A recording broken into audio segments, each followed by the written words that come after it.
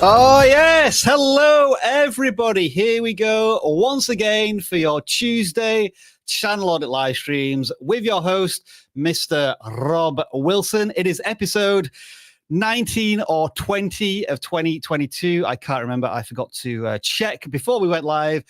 But on the grand scheme of things, it is episode 12,479th of vidIQ's Channel Audit live streams. I did not check that. Please don't hold me to account on this. If you are brand new here, then what we do every single Tuesday is we welcome creators of all shapes and sizes, of all topics and genres, of all types of audiences to commit their channels for auditing, review, critiquing in our lecture theatre, our learning hall, our YouTube classroom, as we share our knowledge, wisdom, and experience. And the opening question, which I want to ask you every single week, and it's going to be different every single week this week, is what television show or series are you currently watching and enjoying? I myself, if you were following us last week, was once again watching The Magnificent Band of Brothers.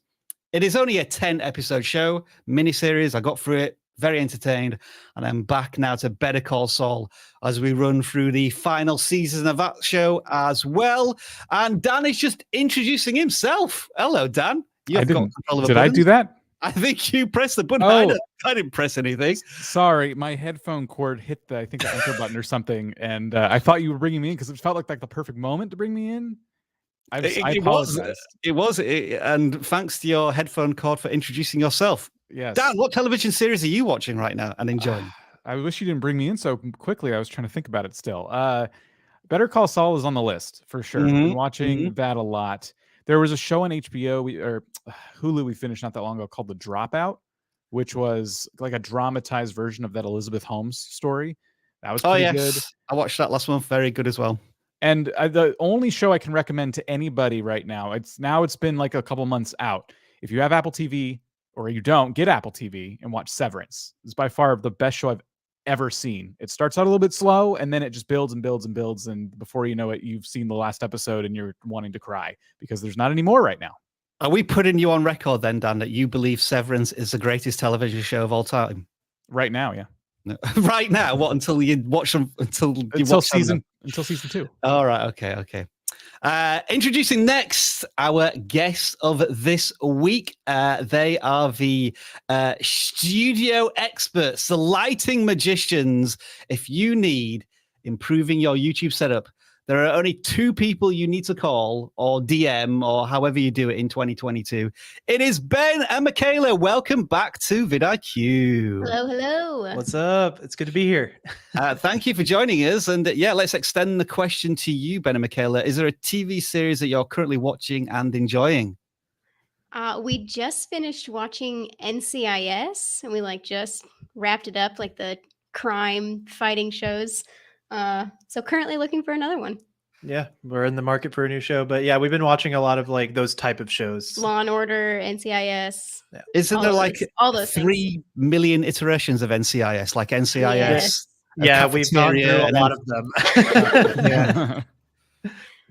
Yeah, I just can't imagine committing myself to 1,000 episodes of something. Well, I mean, it's been a long process, a long time of watching them. Yeah. All right, let's go to the comments and see if anybody else has been watching anything from our from all of our community. Do let us know in the chat what you've been currently watching and enjoying. Got so many comments here. I'm just trying to check them all. Let's see. We've got Earth Central recommended Bones. I think that's quite an older show, isn't it? I always remember it as having the guy from Buffy the Vampire Slayer in it. I can't remember what his name is though. That's all I remember from that show because I've honestly never watched it. We've got a suggestion here from Gumsthai of Gotham and also The Adventures of Merlin from Gamer Bro 6001. There we go. Somebody enjoys Buffy the Vampire Slayer. We've got another suggestion here for Bones. Castle are the crime show MVPs, apparently. Again, I've not watched any of them. The Cobra Kai, man, there's lots here. The Office, which one though? Is it the UK version or the US version? Corner Gas, my wife watches that a lot. Nothing seems to happen in it, but it's also very entertaining. It's like, whatever. And last but not least, we have Joey Underwood, who suggests Doctor Who. It's what your channel's about. Ah, there you go. Well, Perfect. yesterday was a huge day for you then. Blending in your passion with your content creation. Why was it a big day yesterday, Dan, for Doctor Who fans? Someone was behind the scenes taking videos and pictures of, I don't want to spoil it in case people are trying to avoid these. I'm not going to say who, but there were prominent actors featured in the pictures and the videos. So if you didn't see those, go and watch them and then start giving your commentary on them. Or perhaps Joey Underwood is a person to go and check out for all of this rumor and gossip. Well, that's what I meant. He's doing a video For Joey, yeah. So Joey is a channel to go for Doctor Who. But if you want to stick around here for another couple of hours, what we are going to do is audit your channels for 2 hours. And if you're not sure how that works, if you're brand new here, let's give you a 60-second introduction. Welcome to the vidIQ channel audit live stream, where we review your YouTube channels. To submit your channel for review, make sure to fill out the right form linked in the video description. Note that we clear these forms after every live stream, so make sure to resubmit the following week. Channel audits are free, so please don't send us a super chat or spam us in a chat expecting a review. If there are alternative ways to get picked for an audit, we will let you know during the live stream. If we don't get around to reviewing your channel today, vidIQ has a channel audit tool working 24/7 with you. Make sure to download our tools and use the 30-day free trial using the link in the video description. If you submit your channel for review, expect the following. We are sharing nothing more than our knowledge, experience and passion as fellow YouTube creators. I want to give a huge shout out to all of our moderators who do a phenomenal job every single week. Thank you. As for all of you, well, thumbs up if you enjoy this live stream, subscribe if you love it, and if you know of a fellow creator who may find all of this stuff useful, please do share it with them. And with all of that being said, let's start auditing your channels. Housekeeping, as always, we continue to support Creators for Peace. So you'll probably see a donation button next to the screen that you're watching. If you do want to donate, it is very much appreciated, helping the displaced children of Ukraine. It does not influence whether or not we audit your channel. We are not just a channel audit service, by the way. 2 hours every Tuesday. We have an incredible selection of tools that are going to help you monitor, grow, and take data-driven decisions on your channel. For example, when we can't audit your channel right now, as we hinted at in the video just then, we also have this school report card. It's kind of like a channel audit that you can review every single day when you wake up in the morning with a pot of coffee. And it tells you all sorts of things, what's going on in your channel, like what videos are generating the most subscribers, which videos have a good conversation rate, which videos have the highest watch time, top retention, etc., etc.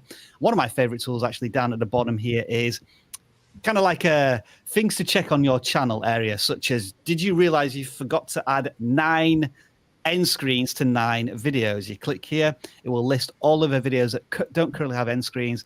And we have learned very recently how crucial end screens are. You can get your click-through rate up to 10, 20, 30%, driving people from one video to another. So it's definitely worth inserting end screens on all of your videos whenever you can. And a final piece of housekeeping, and I'm just going to spring this on Ben and Michaela, even though they're not prepared for this.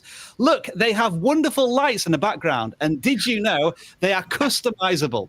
So Ben is going to demonstrate this here. What we would like you to do is sporadically request a change of lighting scene for Ben and Michaela, and they will do it. Currently, it's in disco mode, but maybe we'll change it to something that's more consistent. There we go, vidIQ blue. That's what we got. We had vidIQ blue for a second there. But if you want to put in your requests, I'll try and remember to ask Ben and Michaela to change it every so often. There we go, the pink. I love the color pink Morgan Lee's asking for. So let's see if we can have it on pink or a close approximation of pink. There you go. You got pink for a little while, and we'll get back to very, very soon. Right. Thank you, Ben and Michaela, for taking that on the spot. Let's audit our first channel, which was submitted through our forms. The description, the forms are in the description, by the way, if you do want to add your own channel for auditing. But we always Try and Audit, the very first channel that was submitted when the live stream went public yesterday. And that channel goes by the name of Triple-tastic. They do amazing animations twice a week. And Dan, if you just want to kick us off with your first impressions of what you're seeing for this relatively new channel. Amazing animations twice a week.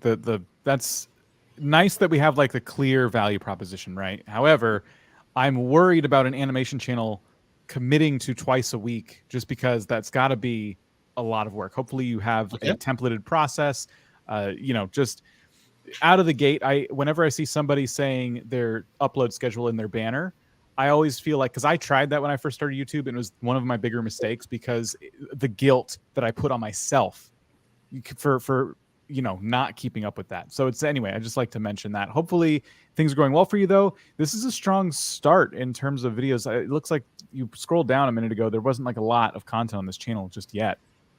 3 months ago, first video, 248 views from 3 months ago is really good.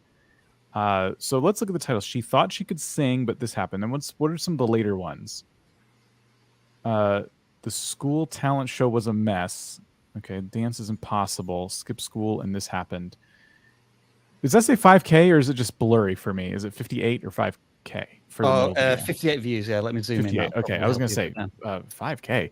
Okay, so I guess a couple bits of advice here from me before I pass it along. So if you're going to be doing these types of animations, a common thing we tell channels is, can you tie in the current trends going on in the real world to your animations? You have this really unique animation style, which is awesome. And this is, I think, a really, really strong start. But what you're doing right now is you're creating these characters that are very unique to you, and they haven't really been adopted by an audience yet. So can you take these characters and put them in situations with trending, so their names. So you really have like committed to these characters on your channel, which is fine. I'm not discouraging that. I think you should be putting them into scenarios with pop culture kind of references, icons, things like that.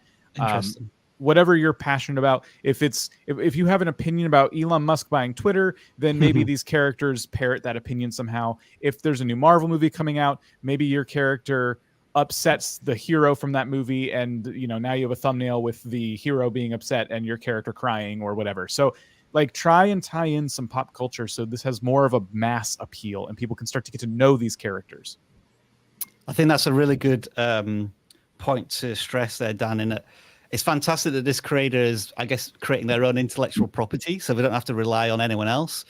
But at the same time, the challenge is that a new audience isn't familiar with these characters, so why should they care? And that's going to take time to develop, and hopefully it will develop if you continue to commit to building up these characters and their stories. From what I could understand when I was looking at the description as well, is that this content is made for kids, specifically made for kids. So I think when I clicked on one of the videos, it did have the made for kids logo here, so there's no comments or anything. So I think they're going to have to be very selective with their cultural tie-ins, but I still think there's opportunities there, isn't there? And in terms of just like the animation style, it seems like it's of a fairly decent standard. There's some, it's kind of basic, but there's also quick edits going on, and there's lots of hand movements and gestures. And it looks as if as well that they're putting animation on top of real life backgrounds in some of these. Like, that's a real door, for example. Right. Yeah, it's pretty interesting. By the way, just while you're on this screen, I should take this moment to say that tomorrow we're doing something a little bit different during our live stream. We're actually going to be doing video reviews. We're going to go into individual videos and talk about ways in which retention could be improved based on, say, the intro of the video and things like that. Nice. It's a little bit different than what we do on Wednesday. Something we wanted to try. So do join us for tomorrow's live stream. It starts at the same time as this one started. Cool. All right, and so just back to the channel as a whole, Ben and Michaela, you've had maybe a little time to digest. Anything that you've noticed that we may not have spotted?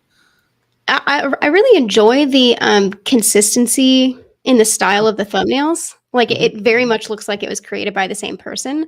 The characters all look similar. It's not all over the place, which I appreciate. I do agree with Dan as far as like, you need people to buy into your characters and like your show, and how do you do that? Like, some of these titles are not searchable, which I guess you would expect with this type of content, but also how can you make it entertaining or interesting for other people to want to click on it, just based on the title and thumbnail alone. I think it'd be interesting to like, just based on the animation where they, in the actual videos, they have, real backgrounds in them, to actually do that in some of the thumbnails as well. Maybe Okay. place the characters over top of something realistic in the background. Because like even this one, if you go back for a second to the main page, the thumbnail, like the school talent show was a mess. That thumbnail, there's room in the background to give more context and make it more enticing, I think. Yeah.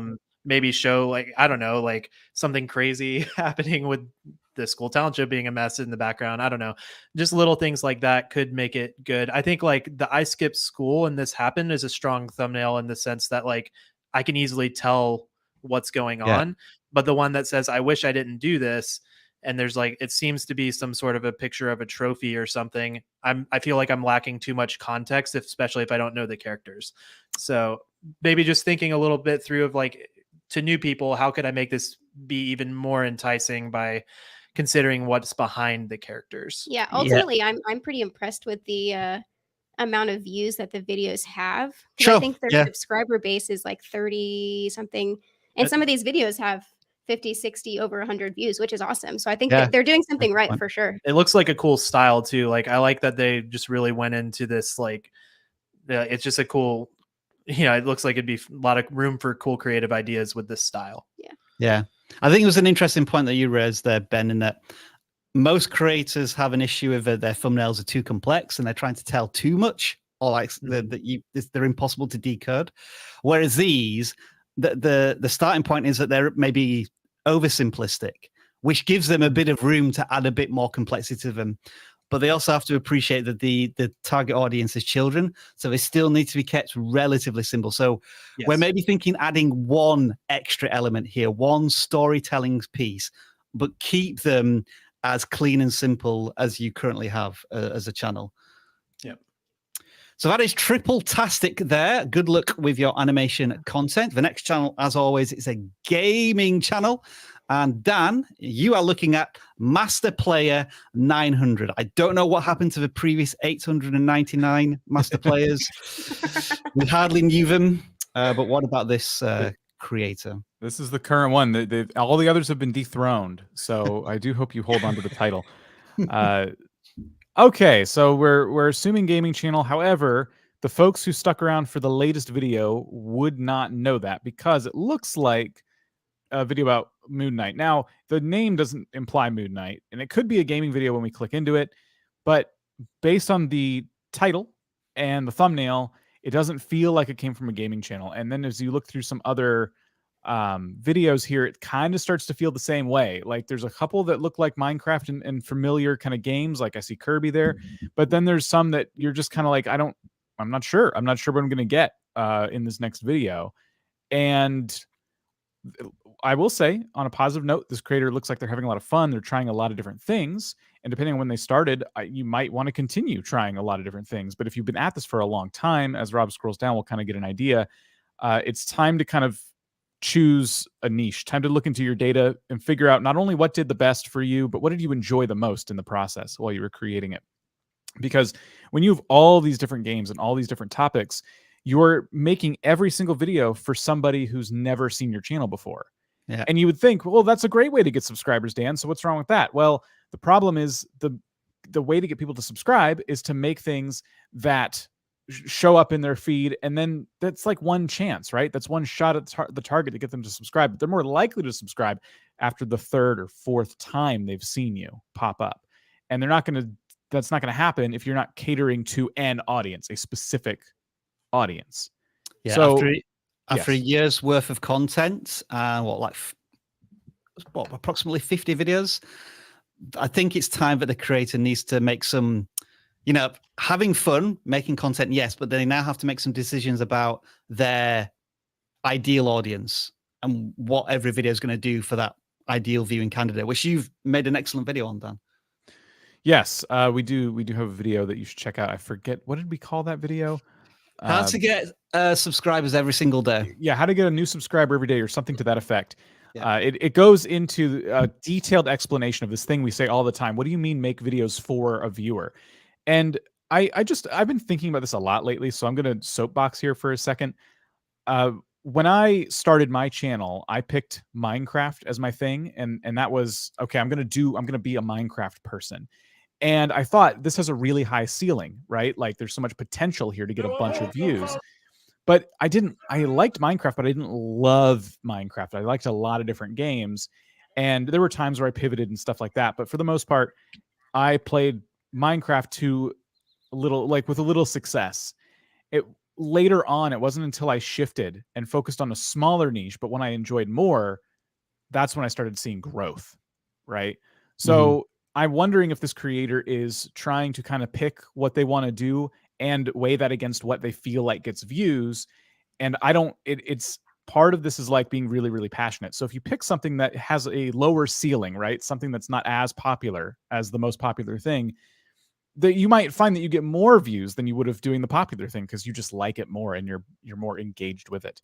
I've never seen whatever this game is. This is kind of interesting.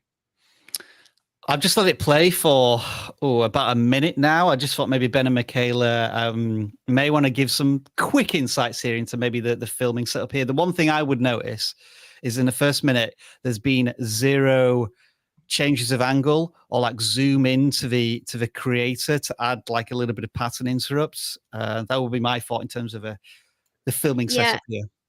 Yeah, I think it's interesting, especially because there's nothing happening on the game either. And so there's literally, I mean, he's talking, but he's so small in the screen that I don't really know what to watch because he's so small, but there's nothing going on. So I would definitely recommend switching something up there, maybe making himself bigger, full screen, something like that. Yeah, and I think like even what you guys were talking about that you're going to cover some tomorrow with just the retention and all that, like maybe just taking even if most of your video is going to be kind of like this because you're just showing a really technical skill in the game, like take time to make a really strong intro to the video so it can catch people and hook them in. When you just go into it right away, there's not really like the reason for us to stay around yet because we don't know what we're getting into. And so that would be one thing just from a video standpoint that I'd mention. He's lit well, so that's good. I mean, I can see him. I would maybe try to splash something on in the background or just consider what you have behind you. I don't know if it's that, like, I can't tell what that is, but anyways, at least he's lit well, so that's good. I think we're 9 minutes into this video now, and we're still on the same shot of. I don't know. Are you trying to build a sword? I think the game is about pulling the sword out of the rock. So there's not. This means they have to be more creative with this, like you guys were saying. Look, like something added. That of Jesus is here. All right, cool stuff that's in there. There's nothing wrong with going full screen on the webcam every once in a while when you're making the most intense faces, right? And you're screaming, you're getting frustrated, like you know. And also, like, and even just the idea of like that looks like a 19-minute video. It's like, could you go back in and edit it into like a little bit more of like a recap version so that people don't necessarily have like just pick the best moments and make it a 5-minute video. And your viewer retention may be a lot further. Yeah, I guess you just have to ask yourself, like, why would somebody stick around for this whole video? And like, if you as a potential viewer, if you're like, nah, I wouldn't watch that for 19 minutes, then maybe switch up your editing, cut it down to a recap, throw in some little animations like the floating Jesus, just to make it interesting and kind of fun to watch, in addition to talking about the subject that you're talking about. Sure. Yeah. I think that the best way to do this for your own content is leave it for a month so you've almost forgotten how you made the video, because when you're in the creative process, you can get so attached to something you can't properly detach yourself and watch content objectively. But once you've forgotten what you made and then go back to it, then you can really start to say, wow, did I spend 10 minutes trying to pull that sword out and not do any scene changes or anything? Right. And you can give it a bit of a fresh perspective. Next channel then is Devil's Real Talk, and this is where we get Ben and Michaela to add their own expertise and viewpoint on content, where we actually jump into one of the videos and talk a little bit about their setup. So what we're going to do is bring in this video from the Devil's Real Talk, and we'll play it from the beginning. And yeah, Ben and Michaela, if you just want to start to critique what this channel's doing with presumably green screens. Yeah, so I have like an interesting I don't always like green screens, but I think they can be really useful and can do some cool stuff.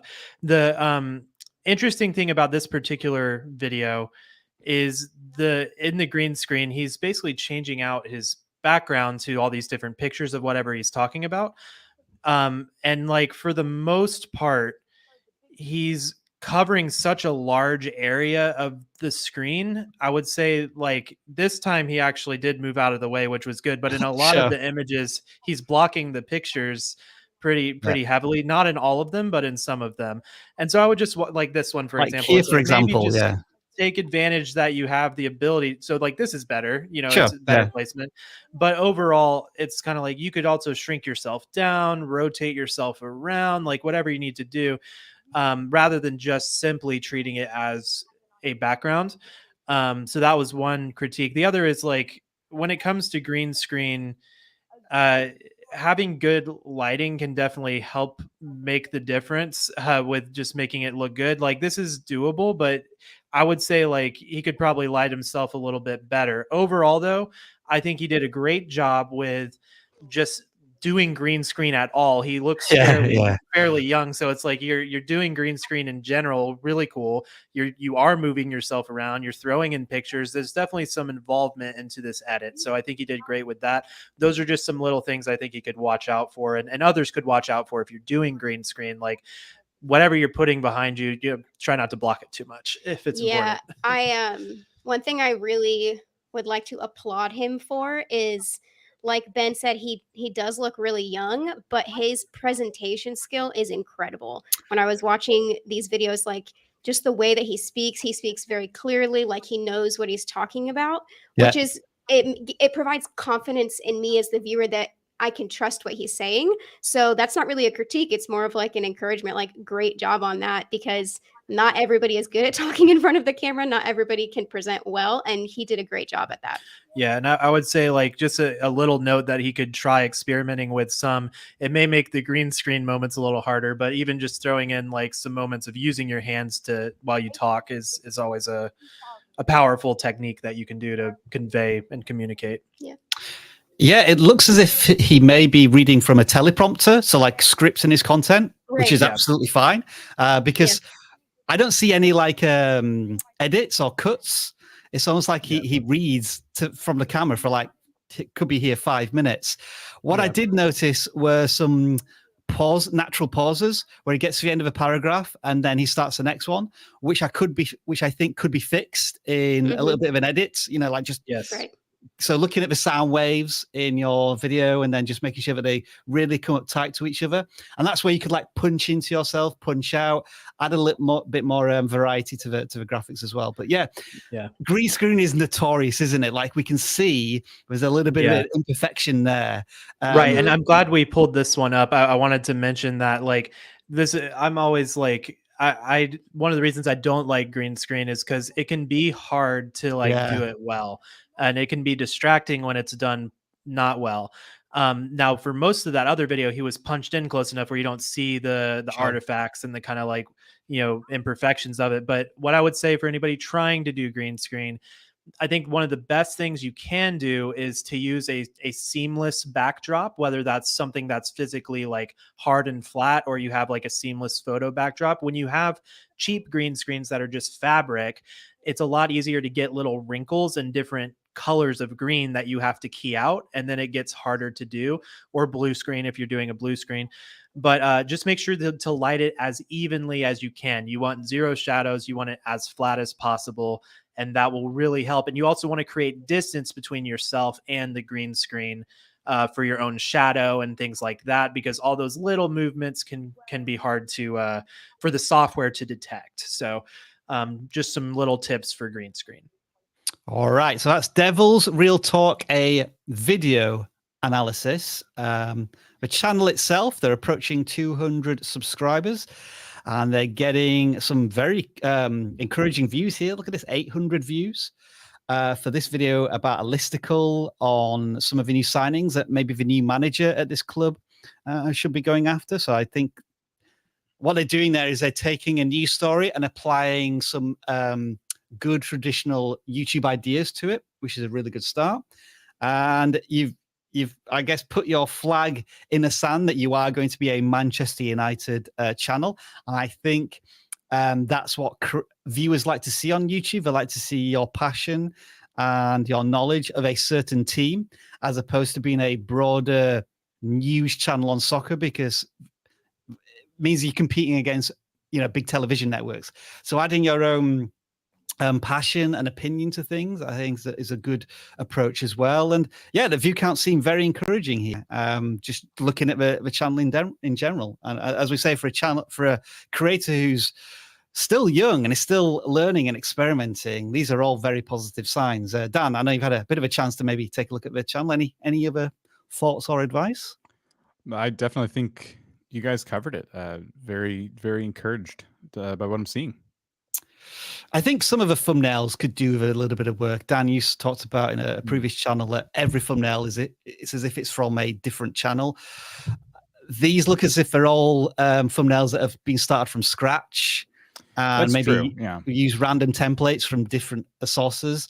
I feel as if you start to adopt this template specifically, or this template specifically, you may start to bring a bit more familiarity to each of your videos that you publish. I completely agree. And I'm glad you pointed at that red one, because it happens to be the one with the most views, and it was the one that was standing out to me by far the most. Yeah. You could very much use that as a template, replace the number, replace the words, replace the player, and you could do all sorts of different videos along the same thumbnail design. So good stuff there, Devil's Real Talk. And now, since we have done a video analysis, let's learn a little bit more about Ben and Michaela. Ben, first of all, I have some excellent news. When we do a YouTube search now, no longer does the disgraced Canadian sprinter come up as the first result.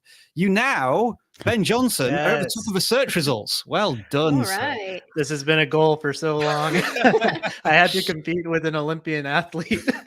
And you successfully have done. You've got 130,000 subscribers. I think the last time you were on, I think you just cracked 100,000 subscribers. Yep. And yeah, so what has caused you to get 100,000 subscribers? What do people tune in for on your channel mostly?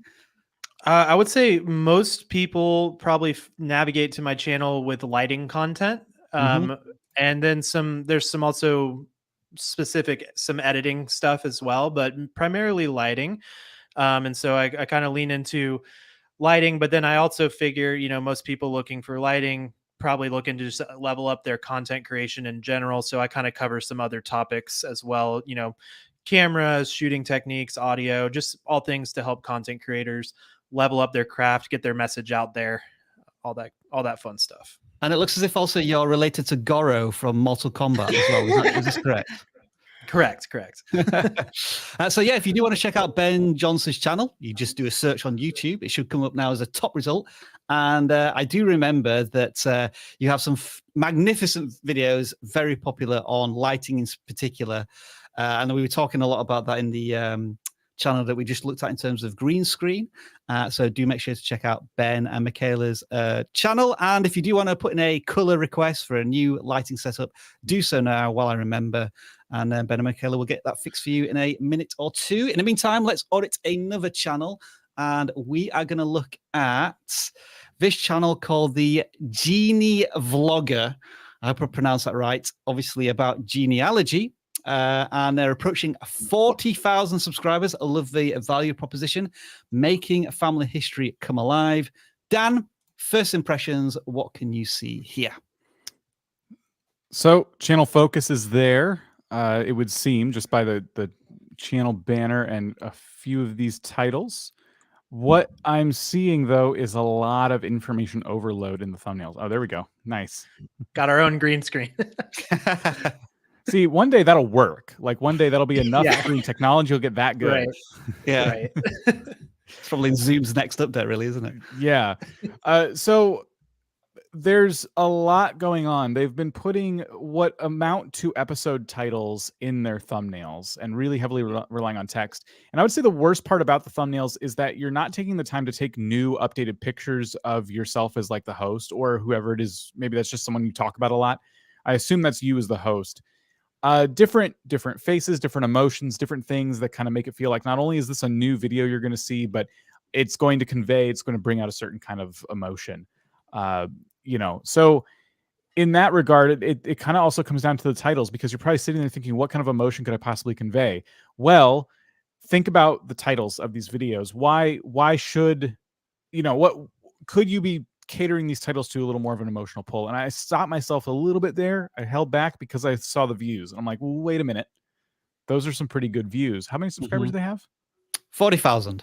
40,000. Okay. For 40,000, I would like to see more views, but they're not bad. I think they're catering to a lot of returning viewers. But here we go. Why all the presidents are related, and you are too. And then the thumbnail.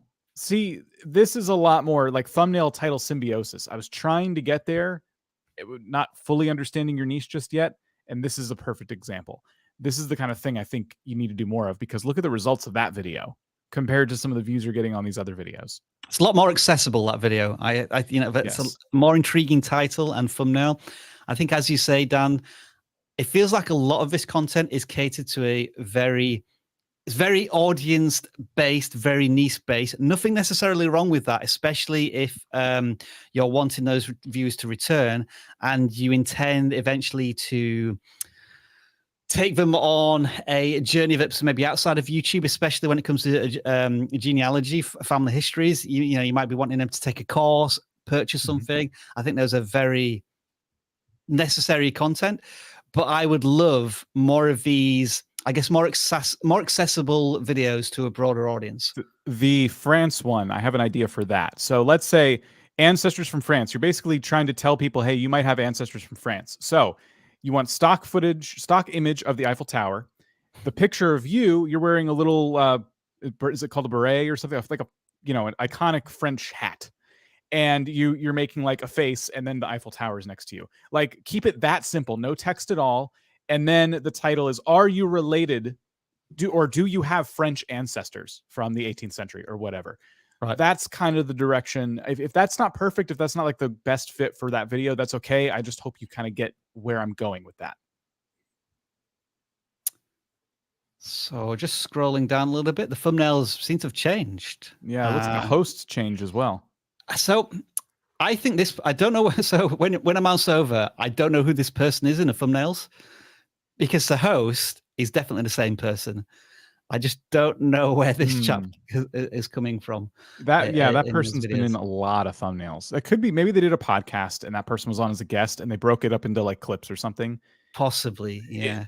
But yeah, you gotta change those up because I think it's not resonating with the audience. I don't know who that is, and I worry that a lot of people the people who are watching your content clearly are happy with what they're seeing, but we want you to get some new people in there too. Yeah, and then again, scrolling further down, the thumbnails have got a little more text busy. Will be the best way to describe it. And they have experimented with like a solid background of just blue here, and then just not even bothering to cut themselves out, because I think that is their studio in the background of that what they're showing there. Then again, just I am a little caught up on this thought of family history can be very interesting, and I would expect, if I look at a channel like this, to be the most popular videos to be something on the lines of how to find out about your family history, or like the complete beginner's guide. And so I'm just wondering if you could consider maybe 5 to 10 what I would describe as gateway videos, which may be a little more simplistic than what you usually do, but they reach a much broad audience and have a potential to bring them into your more detailed content as people learn a bit more about this genre and this topic. Don't get me wrong, the views here that you've got are very, very encouraging and very good. But I feel as if you probably have that innate expertise to teach somebody from A to Z, from basic level to very high level how to research your own family history, and I'm not seeing those as your most popular videos. So I think that's an opportunity missed currently. Ben and Michaela, do you want to comment on the channel, or shall we just jump into a video and give us your thoughts? I just second the text. Yeah. having too much text. It's always like, to me, it's almost become a little bit of a red flag on thumbnails where I'm just like, just simplify a little bit. Let the title Yeah, work for you. it almost implies that it will be complicated to understand. Yeah. Like it almost stresses Yeah. me out a little bit because there's so much happening. Like, yeah, I'll just pass. Yeah. And again, obviously it's working because the views are great, but I think that you could probably go to the next level by just making it a little bit simpler and seeing what that does for you.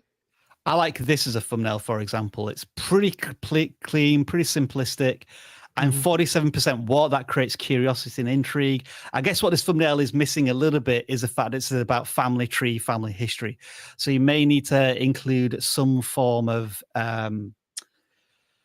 because there's a map of a world in the background there. Maybe there needs to be some sort of really easy way to illustrate family histories, and maybe have that as your background template. And that would be, you know, like the lines attaching to each family as it goes down a tree.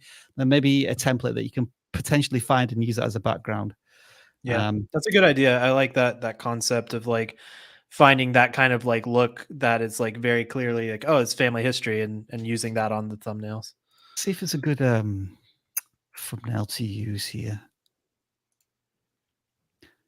I mean, it kind of works a little bit because you don't need to read all of the text, but just the visualization there, you instinctively know that that's a family tree that's in that thumbnail.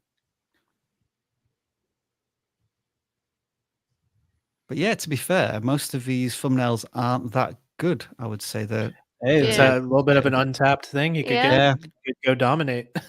Yeah. And then Ancestry, the big company that does all of this, haven't bothered at all. I guess they're just using the popularity of a person to do that. But there's a Genie Vlogger. I hope I'm pronouncing that right.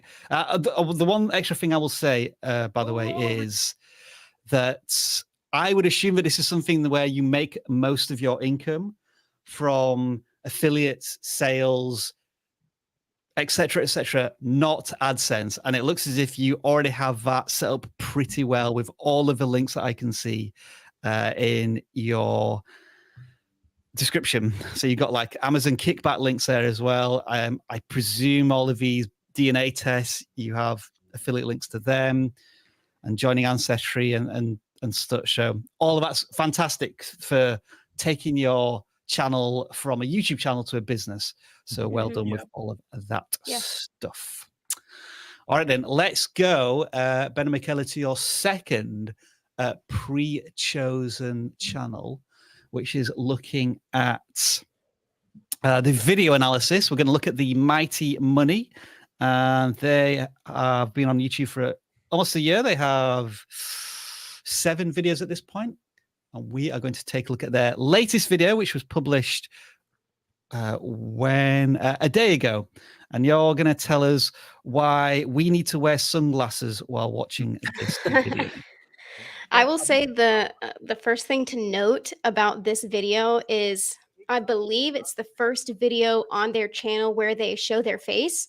Every other video that we watched was just like screen recordings and pictures. So bravo to you for getting a camera or being confident to step out in front of the camera. Like that is such a hard thing to do sometimes. But I personally am a fan of when you're in front of the camera and you are the face of your channel. So great job.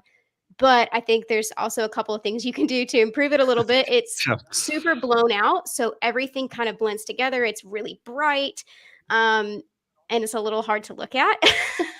Yeah, and just for those of you who don't know, when we say blown out, we basically mean it's overexposed. It's too bright. As you guys can see, we're losing his shoulder into the background, and that it sort of makes him look a little bit like he's just a floating head and arms. So those are the things we want to avoid, just because it's like, I don't know, a little unnatural looking, maybe. It's kind of odd, but this is a really easy fix And again, I think it's awesome that this is his, one of his, I think his first video that he's doing this. And to anybody else out there who's like on the fence about doing this, or maybe you just started like showing yourself on, talking on camera and all that, like, congrats, like start, you're going to learn, you're going to experiment with stuff, and that's all good.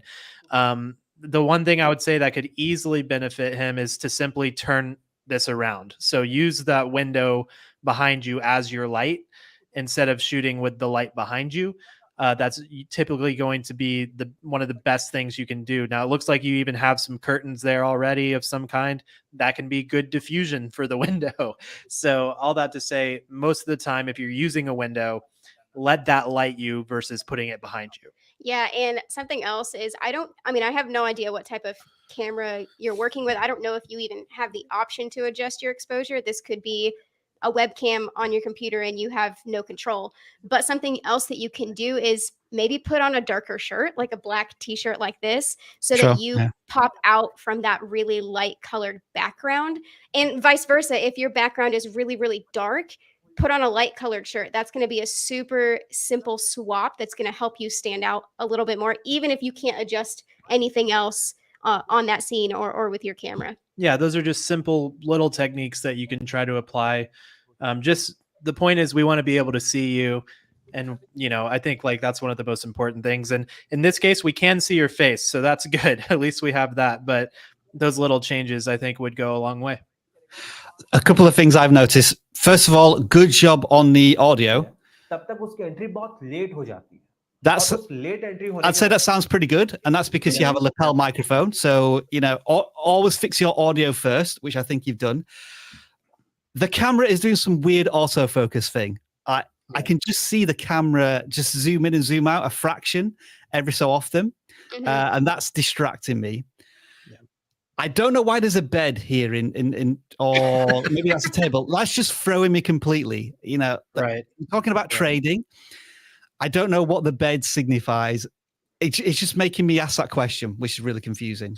Well, and that's great that you mentioned that. It's making you ask that question. And I think subconsciously, all of us, when we watch any video, we sort of like look for context for what this person is about. What are we watching? Like, what are they telling me? Where are we going? And it's like, I'm such a believer in like I heard a quote a little while back where it's like that window, that little video window, whether you're doing webcam stuff like we are now, or you're doing a video, it's like, that's the modern day suit in a sense. It's like, that's that's how you present yourself. And it's like, what are you trying to, like, could you put something in the background that would make more context to your viewer, make them feel like they've arrived at the place that they're looking for? So if you're out there and maybe you haven't been paying much attention to your background, just ask yourself that. It doesn't have to be an intense thing, but it can just be like, oh, could I put something around, like if you're a gaming channel, like in your background, could you have something gaming related, just so your audience feels like, oh, cool, like I relate to that. Another thing to credit them on, they've gone to the trouble of doing these graphics. And I myself know how even something like this can take a little while to build. So that's a good illustration. You're showing rather than telling to a certain extent. But then the final thing for me is you have that watermark from the video editor, presumably. Hopefully you can eventually purchase the software editor so that it can potentially remove that. Any more thoughts before we go back to the channel in general? No, again though, if you guys are in that place where you're on the fence about talking in front of camera, or you've just started, like, give yourself some grace. Like, you're gonna learn, it's gonna take time. Like, and congrats on this guy for taking that step and starting. Yeah, definitely. I think it's awesome. Yeah, absolutely. I mean, I know we're picking up all of the things that you've done wrong in this video, but the fact that you're in front of camera talking to us, that's the main thing. And all of this can be fixed. These are all things that you'll learn as you create. And so let's have a look at the channel then. Dan, do you want to maybe share a little bit of insight as to what you can see here? Yeah, on the channel. I was looking some promising views. Yeah, I was looking at that latest thumbnail, and it definitely looks like you went with a template from just like a thumbnail template maker, like on Canva or something like that. And that's totally fine. It's always a great start. But the one thing I think you should have done, just if I were to nitpick the latest thumbnail, is you should have taken you and cropped in way more. I think Yeah, you should have yeah. filled out that half of the thumbnail, because there's a bunch of negative space around you, and that's also making it less exciting. You know, I can see, when I look carefully, I can see there's a person pointing at this text that I should know, but there's that element of like, oh, well, I actually have to focus on it, you know? So that is, I think, holding you back a little bit. And I think you can also get rid of, if we're to do less text, just keep "your trading sucks." 5 reasons, you already have that in the title. Watch now, completely irrelevant. That's obvious. Obviously, you want me to watch the video. That way, the text can even be bigger. The 3 words can be bigger. You can be bigger. And now everything is easier to see as you're scrolling by on YouTube. But another good thing is that they're in the thumbnail. You know, they're not having to use a stock shocked person anymore, or whoever this chap is. I've got a little bit of a tip here in terms of thumbnails, which I've only recently learned. If you take a look at this one as an example, as Dan says, you know, we've really blown ourselves up to give us a facial emotion. But did you know that that hand is actually detached from me? I took an individual picture of my hand pointing so that I can put that pointing wherever it needs to be. That's awesome. Like, for example, That's so smart.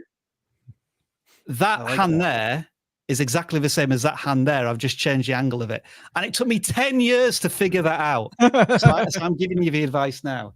I'm writing that one down. Yeah. That's good. That's good. I like that. Yeah, really you do your YouTuber face separate, and then like you take a picture of your thumb doing that, your thumb doing that, and then you can just change the angle of it, and it's really helped. I can see that, because I can guarantee that probably the reason why he may not have cropped in as much is because he wanted to show his hand pointing. Yeah. Right. And it's like, if he crops in too much, he loses his hand, you know, in a way. So what we're I encouraging, think, he could have done more, but I think like that's a really good tip. I like that. What we're encouraging everybody right now is to make a folder on your computer and call it limbs. Oh dear, very good, very good. Can we have another color request, by the way, for Ben and Michaela? We'll make that the last one before they have to depart. But before that, before we let them go, Dan, you picked this really interesting channel that we're going to take a look at now, called Hecknology. That's how I'm going to describe them. 15,000 subscribers, but forget about the subscriber count. The view counts on these is phenomenal. 90,000, 70,000, 100,000. What's going on here? It's something magical. It's those limbs. Look at them. There's no way those limbs are attached to anybody. Yeah, right there. They have figured out exactly what works on their channel. I picked this one as more of an example of what, you know, what to do right on YouTube, because we have a channel that I feel like has kind of hit its stride here. You know, they have very little text.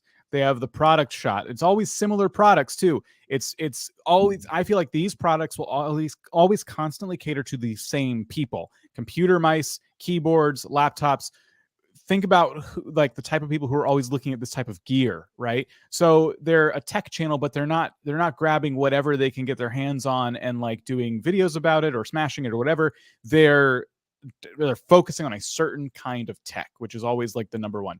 They've adopted a thumbnail style. Every thumbnail looks different while also looking the same, meaning they have a branded style. The blues really stand out. That red with the white text stands out. And then there's some kind of action going on in the thumbnail, whether it's just the product, or you have the hammer smashing the product in that one that just jumps out at me. You have the same hammer showing up in the thumbnail below it, smashing a laptop screen. Maybe it's a weekly thing where they break stuff. I don't know. But there's a lot you can learn from a channel like this. You're seeing view counts break 100,000 in cases, and they've got 15,000 subscribers. I kind of wonder, we can check the trending tab to see how quickly they've kind of accumulated those. Maybe that was a very recent, I feel like it was a very recent influx. Sorry, were you meaning that one? Stats, that's what I meant, the stats tab. Is it not showing up? It's decided not to work today. Well, I feel like those subscribers kind of came in quickly. So when I saw them in the channel audits, I was kind of like, I think my advice is, if it ain't broke, don't fix it. But maybe there's something we could look at the content, because Ben and Michaela are here, and see like what can be improved there. But you obviously have something to say, because you keep trying to interrupt me, and I keep talking over you to make sure that you can't get in there. And I'm doing my best to keep talking, not even take. We're just removing for the live stream. That'll help us out. So what I wanted to say was, And another this thing. is a tech channel with a difference. You are not getting tech reviews from these videos, even if you might expect it just from a first glance from the thumbnails. For example, how to make your mom buy you a gaming mouse. These are comedy skits, storytelling, and they're done in a very short amount of time. Like, I think every single video is less than 2 minutes, but they're not shorts. I'll just let one play. And I think, Ben and Michaela, we have to be a little bit appreciative here in that maybe the channel isn't necessarily going for the perfect look or style. There is very much a rawness to these in one sense. But, within 20 seconds, you get the idea of the approach that this creator's going for. I love it. And I don't think, as far as I'm aware, there's no voice narration. This is just all music and sound effects. So there's kind of like not necessarily an ASMR vibe to it, but very much all showing, no telling. I like that he added the text with it. It really makes the humor.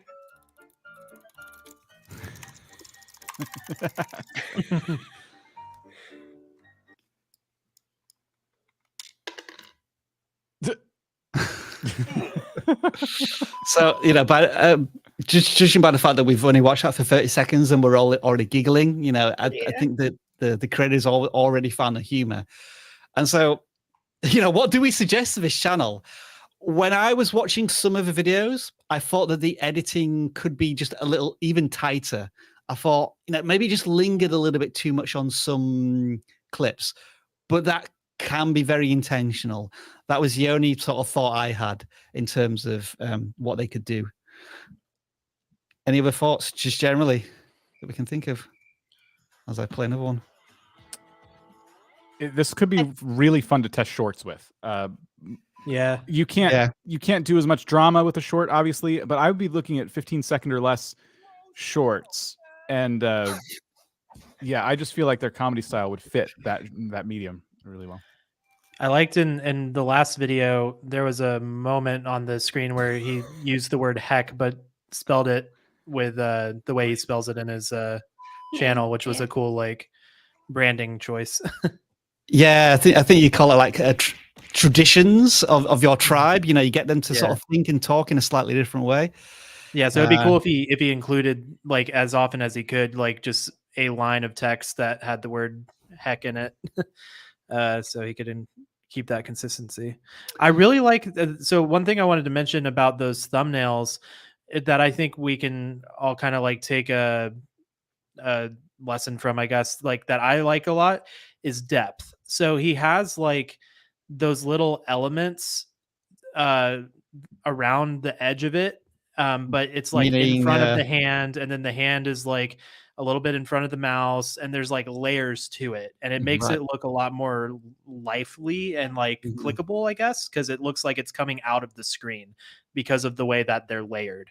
And so I think that's a powerful technique that we can apply in our thumbnails, is having some of that depth. Yeah, they did experiment with shorts, Dan, and they got some 700,000 views, 300,000 views. Maybe they just decided that it wasn't generating any income, or decided that the last one was 2 months ago, or unless they've not taken it onto a second channel, as far as I'm aware. They could have pivoted away. Maybe they got their initial traction off shorts, then tried in widescreen. I mean, it could be that situation too. I think the channel's only been up for 3 months as well, which is so it was originally shorts. Yep. Yeah. Wow. You could still be doing both, but I mean, if that's not what you want to do, you're certainly monetized by now and probably making some good money off of these. And then you get affiliate links because it's a tech channel still, even though it's a comedy. It's like a comedy tech channel. It's really smart, a really creative way to do a channel like this. This channel is going to be 100K subscribers probably by the end of the year. Yeah, I guess what we could say is that I would say that this channel is already transcending its topic, which is keyboards, mice, laptops. I'm wondering if they can start to just experiment with new bits of tech. And I think the obvious direction here might be smartphones.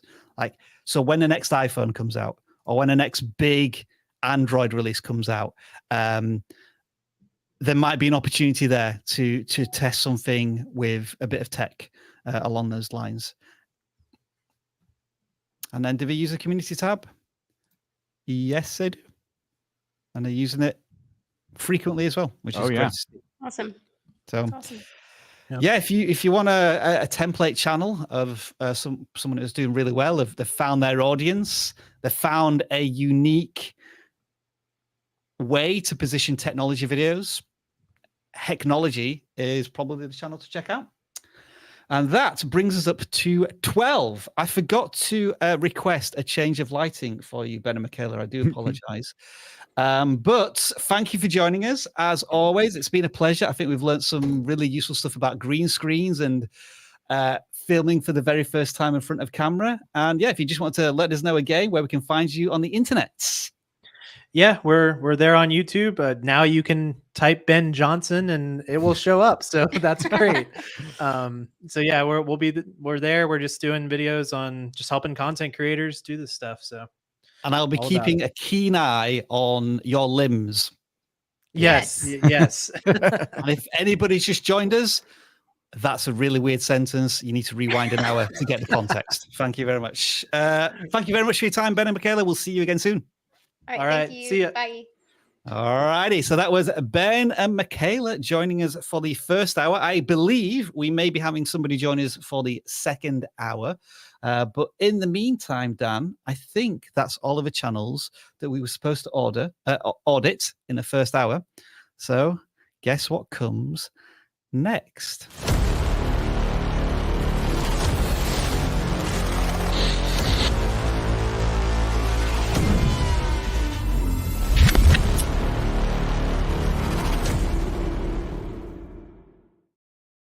So what happens in the second hour of this live stream?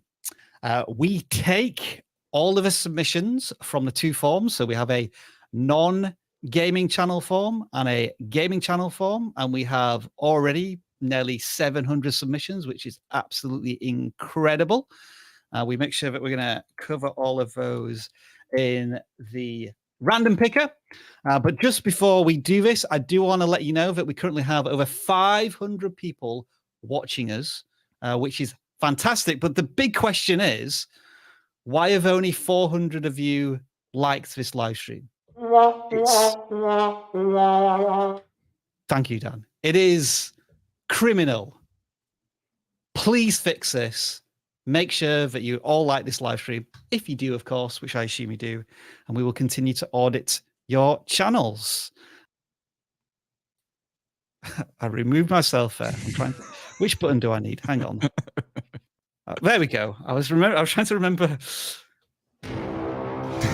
I was trying to remember the StreamYard's controls, which I completely forgotten for a second. All right. Speaking of sound effects. I can barely hear that. Don't start with that. All right, 3, 2, 1. I thought I'd fix all of that last week. We are going to audit MindCube as our first channel to take a look at.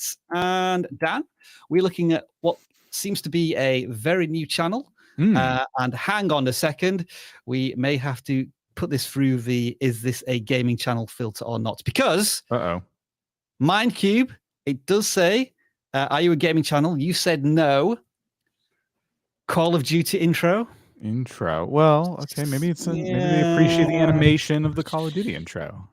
There's a lot of motion graphic stuff going on. Okay, we're gonna say it's close. This is borderline. Maybe that's a question for us to answer, Dan. Like, we're looking at this and we're trying to work out if this is a gaming channel or not, which probably means that the audience is trying to figure out the same thing. Maybe it was, and they've pivoted away from games, but they still have that that look to them, so it's kind of hard to see the pivot. Should we click on maybe the latest video? It looks like they're doing a lot of, let's see, product advertising. Okay. Okay, I got a simple question. Why would I find that interesting as a viewer? I bet you if they made Wasn't it that for from me? scratch, that was really difficult. But that's not what's translating. It kind of looks like an ad for pants or shirt. Like, Yeah. but for Yeah. like The Sims or something. Like just generic clothing silhouette. Gaming and motion graphics. Yeah. So we're missing. I would be about one of those things. First of all, Sure. the gaming channel is a thing, and the motion graphics are a thing. Now you can be a motion graphic designer that has gaming videos, and now you're next level because you're adding a bunch of motion graphics to your gaming videos. You can combine these two skills, or you can have two channels. I don't think you can put both of these types of content types on one channel. Earth Day, Render Forest. Yeah. So who is this for? Is this for me to download and use on my own channel? Is this a collection of stock footage and assets that you are allowing me to use? There's nothing in the description. So what I'm seeing is cool animation with zero context. Okay, so this is a collection of animated logos from big brands.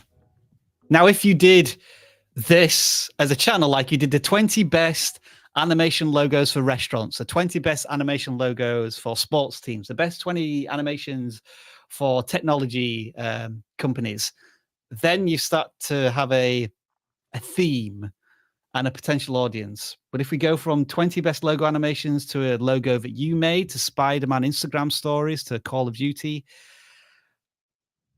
I'm not seeing where the connection is for a particular viewer.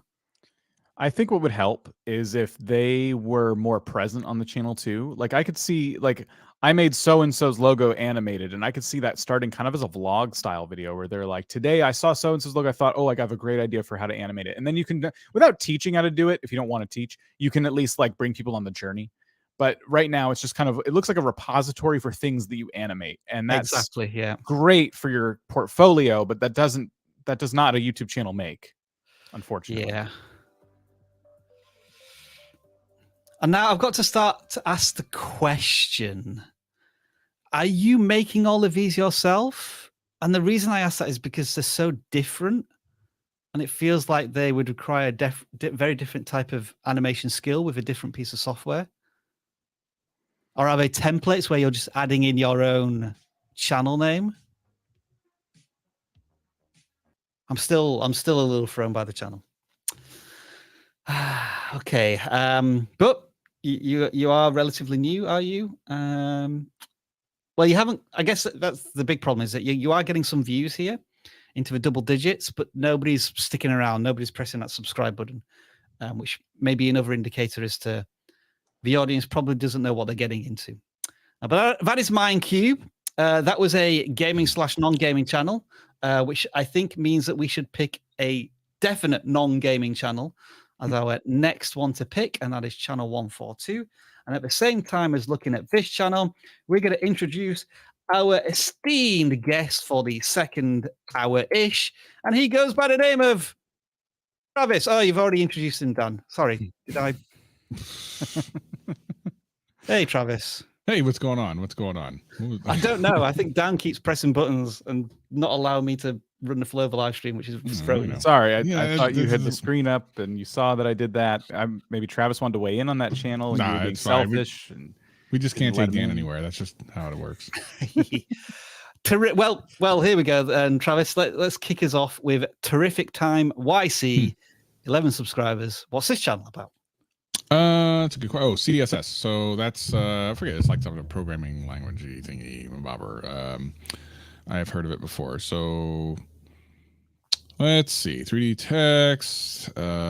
Huge mistake, but so interestingly, that one, it's like I made a huge mistake, but is one of those type of titles for larger channels, and typically the thumbnail helps sell the rest. But I mean, there's some text here I can't even read. And there's still no context behind what this means. So it's hard to click into it.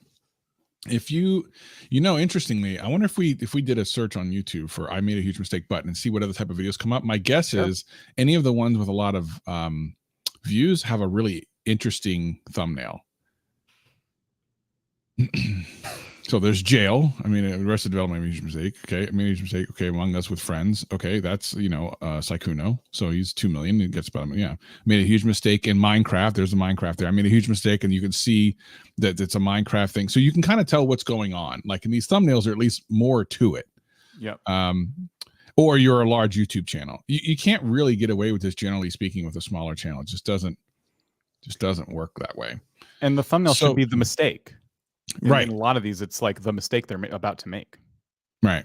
But I immediately corrected it. Okay, then I don't need to watch the video. Yeah, the thumbnails told us everything we need to know. Great job. I'm glad you fixed your mistake. I don't need to watch it. I can watch some cats, batting at each other, or Emily D. Baker talking about all the things. So, yeah, I mean, you gotta be careful with opening a question loop and then closing it before anyone gets to watch the video. Definitely don't want to do that. CSS for countdown climb. Okay, so some of the stuff will be how-tos if someone's looking to do this sort of thing. And just remember the how-to channels, there's nothing wrong with them. The video views tend to take a long time to get to get kind of caught up in the search and kind of start to get their views, and rarely are those channels getting large subscriber numbers in comparison to the views they're getting, because you've answered their question. They're done. So yeah. I was just wondering how popular CSS only was as a SEO for the title, because each of their videos are starting with CSS only. Yeah, it just feels as if that's not necessarily the way I would phrase a tutorial. And the thumbnails are completely different than what you're seeing for more successful type videos. So yeah, I mean, I don't know. I guess at the end of the day, this channel isn't exactly clear as to what they're giving me. There's some text up, and then there's like no copyright background music, and then and then there's Pokemon Unite. So I don't know that this particular channel, coding content and some Pokemon and music, and there you go. And now you're doing nothing for anybody. You're trying to do everything for everyone. You're doing nothing for anybody. I guess the value proposition should end there, because it's like, okay, coding content. Huh? What? Yeah. And then why? music, yeah. At that point, it's a wrap. Perfect time YC. Terrific time YC. Also, you had some gaming stuff in there as well, and you said you're not a gaming channel. Anyway, let's move on to the next channel. We're actually gonna now audit a gaming channel that claims to be a gaming channel, and as long as they actually submitted a gaming channel. Yeah. Let's see. They call themselves Dr. Authorate. Right? Have I forgotten how to pronounce this word? Authorate? I don't know if that's is that a word? Authorate? Anyway, it's them, and they make videos about this. About what? No. Accurate invasion of Ukraine. Okay, so that's one thing, and then history, and then there is the video. So where is the video game stuff? This is Roblox down there. There's some Roblox. Yeah, there's one video, but the rest of it is okay. No, there's.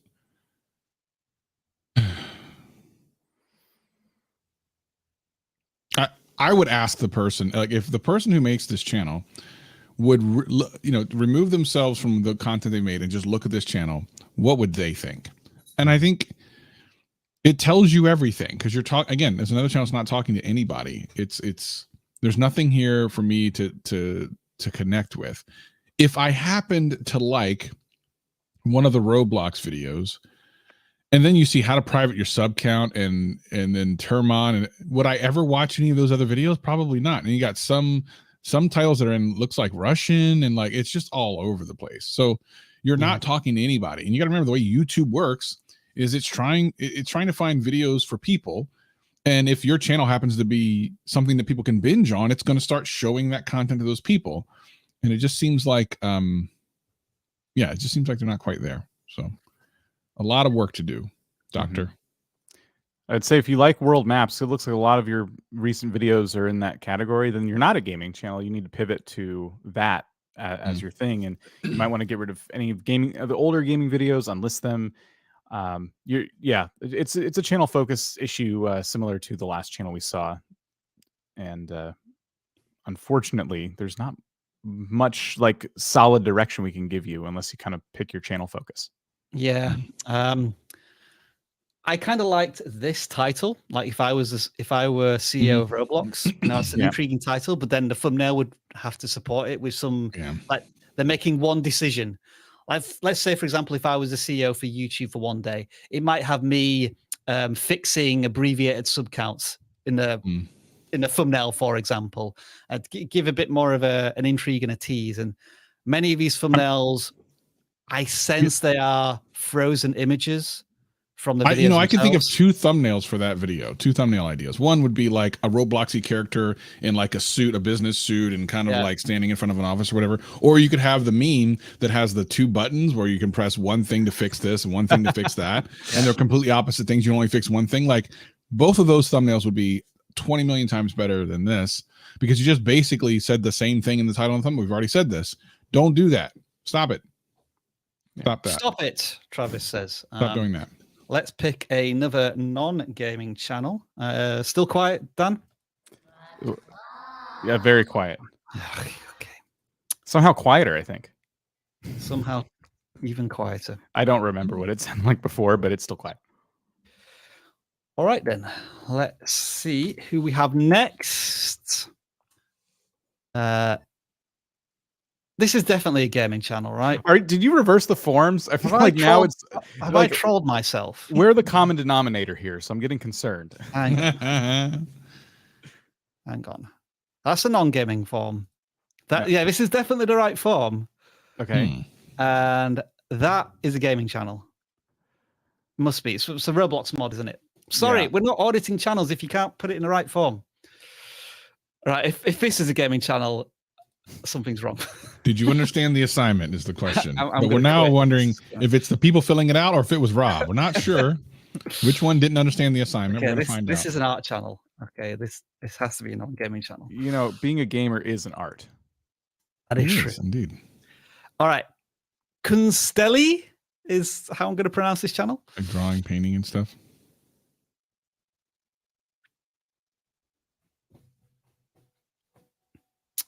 "103 art video ideas for 2022. That seems too much. Like that'd be overwhelming, I think, for me. It would be easier to say 12 or 13 or something like that. It feels overwhelming if I'm just looking at that one. What do you actually see? The first step to excellent portraits. That's kind of interesting. So I like the intriguing nature of the what do you actually see thing. I wonder if the image should be more interesting. Like, for example, the two-face thing where you see a drawing one way and then you see the drawing the other way. You know what I'm talking about? The outline. Yeah. Something like that I think would be better. Like that is just like, well, I see it looks like some white stuff in the bottom corner and black stuff in the other. It's almost too easy to answer. But I love the idea behind it. Some Among Us stuff, character design. I'm curious what the view counts don't match the subscriber size. So I'm just wondering. Yeah, I'm seeing this theme a little bit. I know it's very niche and specific, but painting waterfalls, they seem to come back to that topic semi-frequently. There's a bunch of them here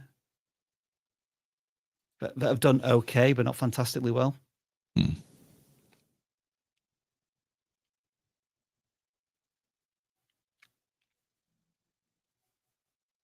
One about the ginger cat did really well. It was like 12,000 views. Let's sub our most popular again. Yeah. So let's have a look at this. It would definitely seem to suggest that having color, a strong vibrancy in the thumbnails, because like if you look at the most recent stuff, it tends to be more blacks and whites, and they don't seem to be as effective for this creator.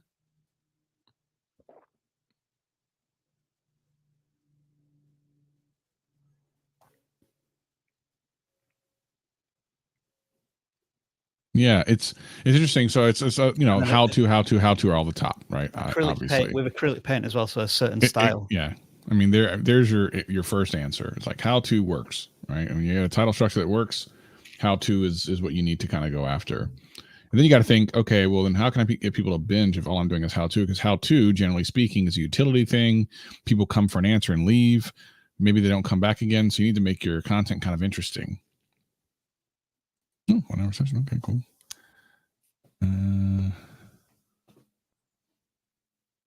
There's some tip stuff. How I keep proportions in check. Yeah, and there's a how-to shorts. Again, I always think there's certain things that work good in shorts and certain things that don't. There was someone who was, I can't remember what it was. It might have been in the group coaching, might have been Max or something. They were talking about, educational shorts. They were like their educational channel. They were talking about that, that they were understanding or figuring out that, entertaining shorts were doing better than like these educational shorts. And I said, of course, because think about it. I mean, what are you trying to learn in 60 seconds that you actually can do something with? Like tie a shoe, sure. But, for the type of content they were doing, it didn't make any sense. So I think there's sometimes you need to pay attention to the type of content you do and see if the format makes sense. Does shorts work for every channel? No, because the things you're doing might not work in a short thing, or it might be the exact opposite. Maybe it works abundantly well in shorts. And maybe you should focus more on that.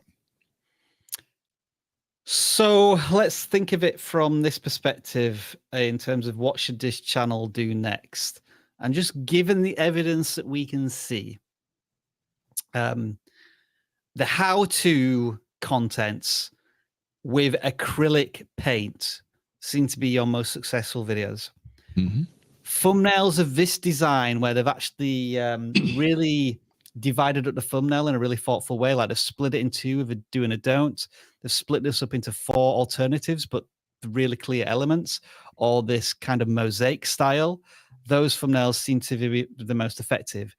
Now, then it's a question of, does this creator want to test this style of content for the next 5 to 10 videos, as opposed to this kind of slightly random direction that we're seeing in this most recent content?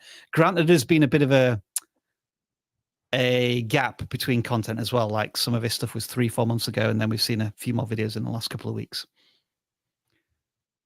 Dan, you're awfully quiet. Is there anything you want to add, or do you think you guys definitely covered everything? I was just trying to think about like what art channels, because we see art channels like this a lot, and it's always kind of a struggle. Like what direction do you take this? I love the idea of looking at their top videos, though. They have some videos that really took off, and I would be a waterfall painting channel with acrylic paint after seeing that.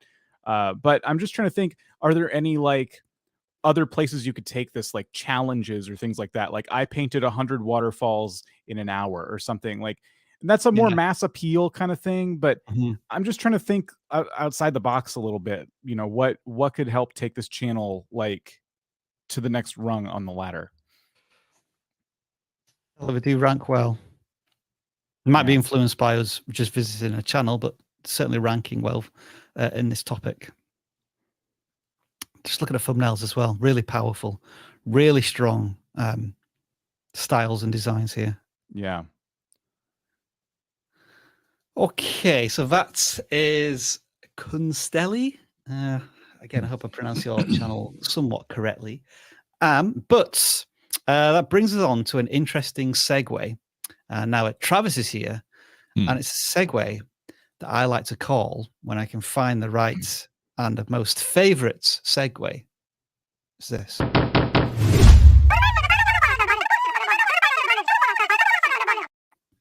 Okay, so we take a slight departure from channel audits for just a few moments because we want to answer one of the burning questions that you have actually asked us during this live stream. And it is, how do I get people to come back, presumably to their YouTube channels? It's a very popular question. Sometimes you can have a video that's very successful, but then nobody comes back after that successful video. So we're going to explore this question a little bit, and we're going to do it via the medium of a brand new video I put together that looks a little bit like this.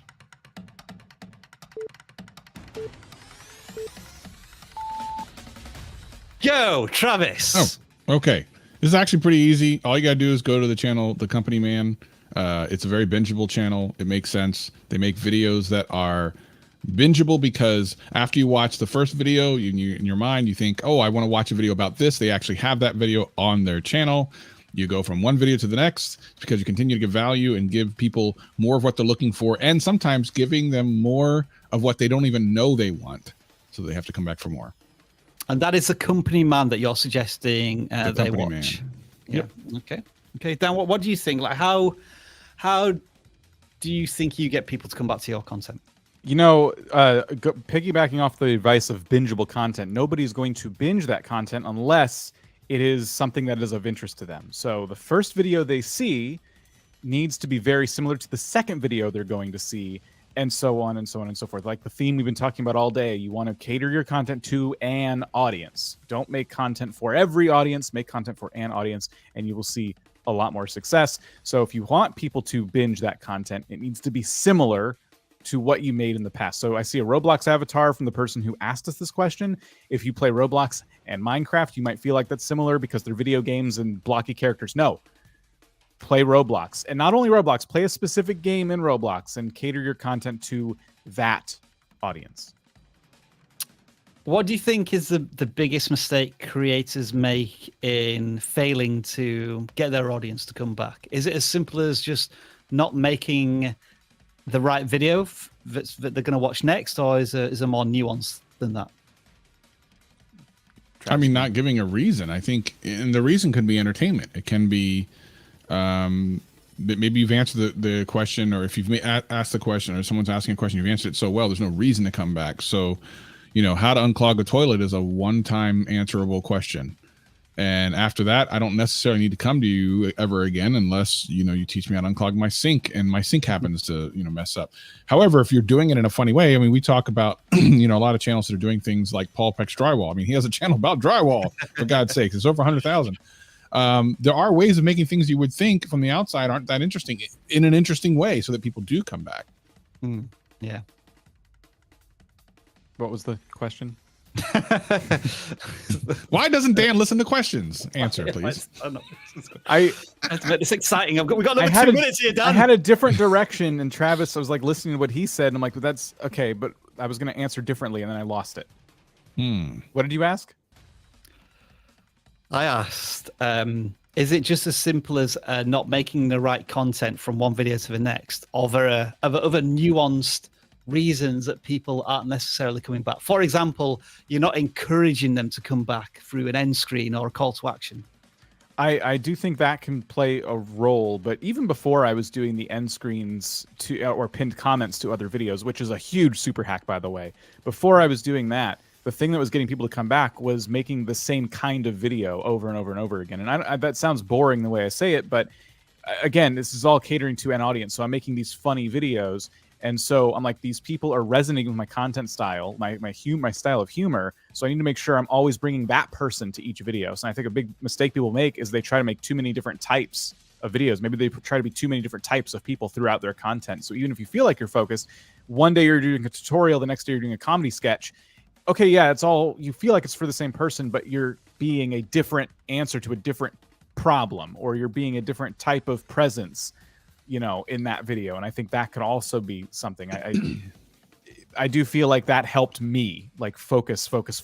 But that said, I know people like to branch out more. I just think for getting started, it's a good strategy to kind of get people to help understand your personality. Dan, you just mentioned something about end screens being a super hack. You've got 45 seconds to tell us why.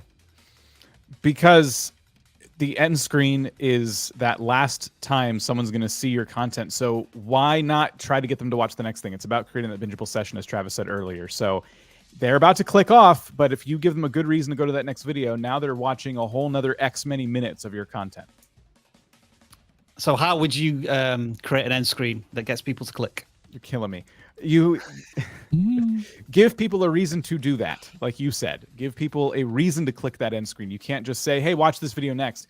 Watch this video next because I go into detail about this specific thing that's also of interest to you because you watched this video and I know that. Ah, I see. What an excellent answer to that question, Dan.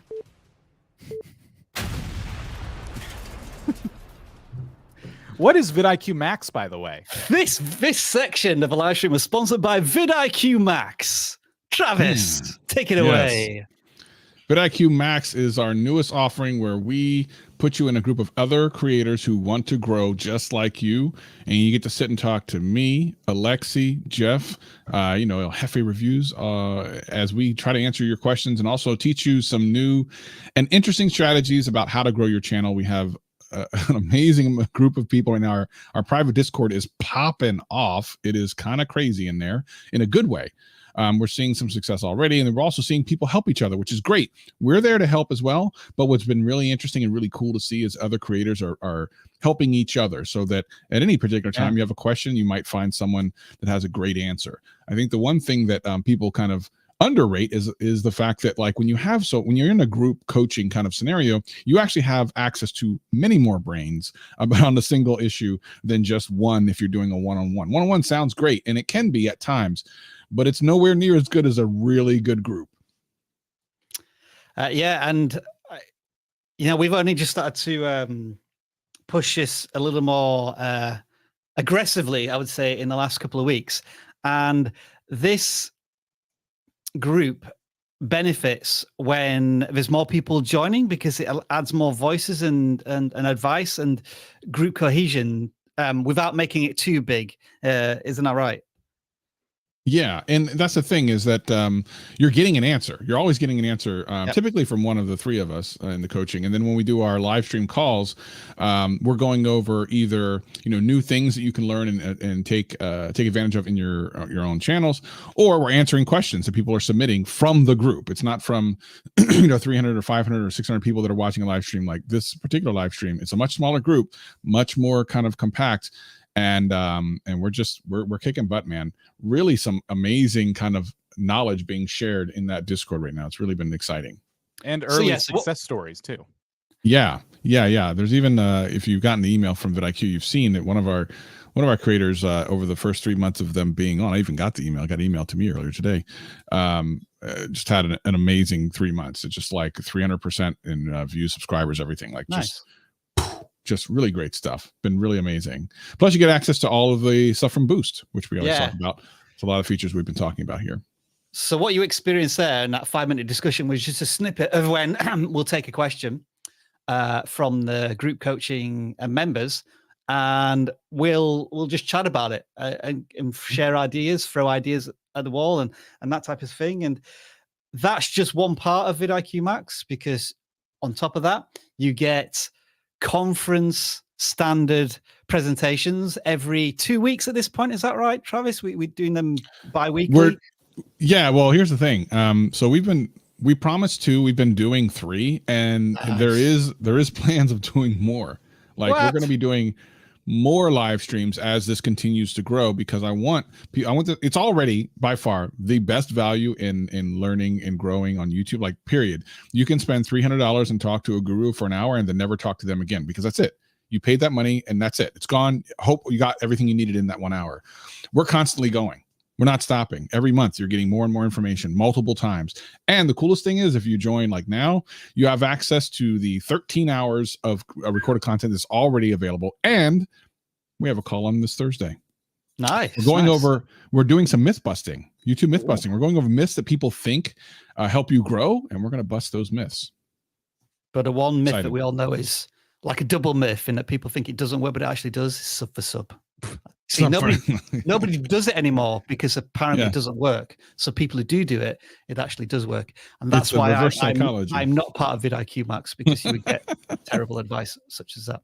So yeah, as Travis said, you not only do you get boost, so all of the tools we've shown you, like the channel audit tool we showed you earlier, and the vidIQ Learning Academy, which still has a lot of cool lessons in there, like 30 days to start your YouTube channel. But on top of that, you get all of the live group coaching, which allows you to chat directly to Jeff, Alexi, and Travis, and other guests as well when they appear. Yeah.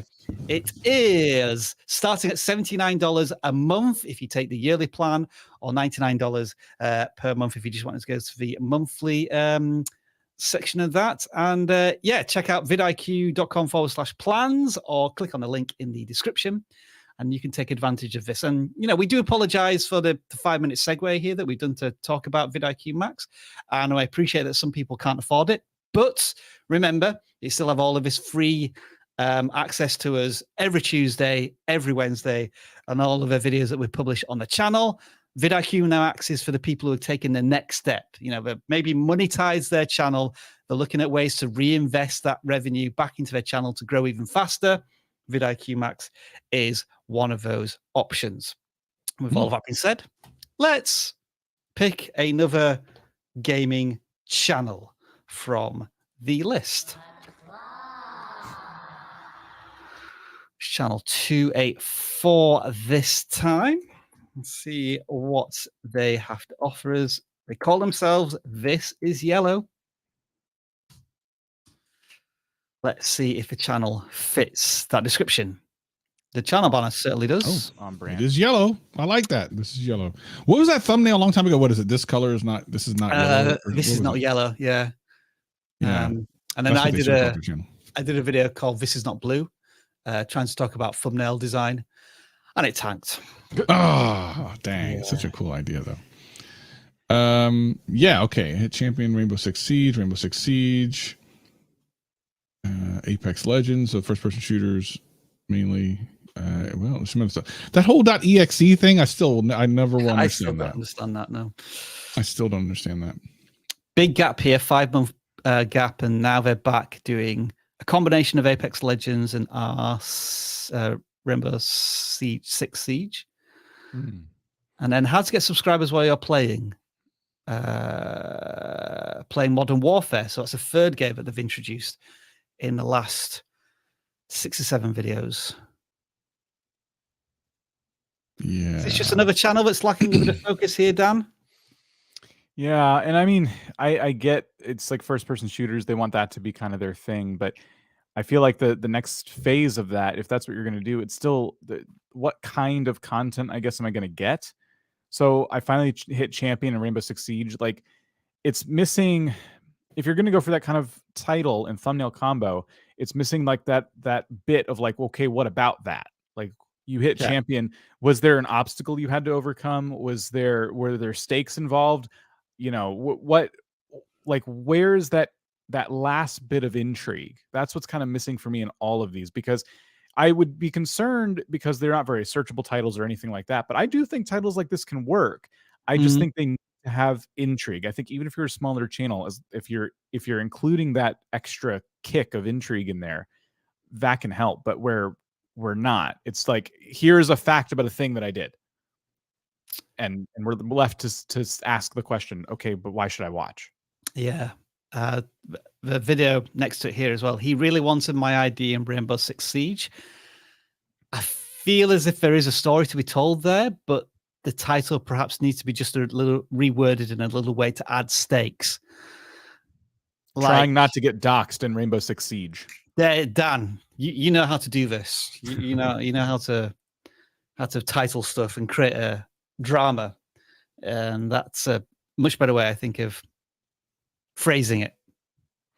Yeah. That's kind of, because that adds stakes immediately. It's probably similar, probably a title that could work for that video without having watched it, because there's no ID as far as I know in Rainbow Six Siege. I think that literally they were in voice chat and there was something that went down. Yeah, and that would have been like a good, you know.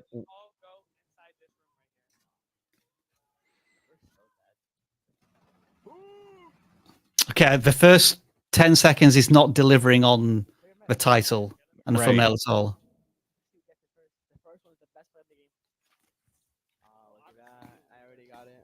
Yeah, I guess if I'd clicked on this because of a thumbnail and the title, I'm already checked out because I didn't get what I was promised going into the video. Yeah. So that's what this channel needs to work on. I think that if you play Rainbow Six Siege and you play Modern Warfare and things like that, there's probably some crossover. I think that's like an easy bridge to easy gap to bridge there.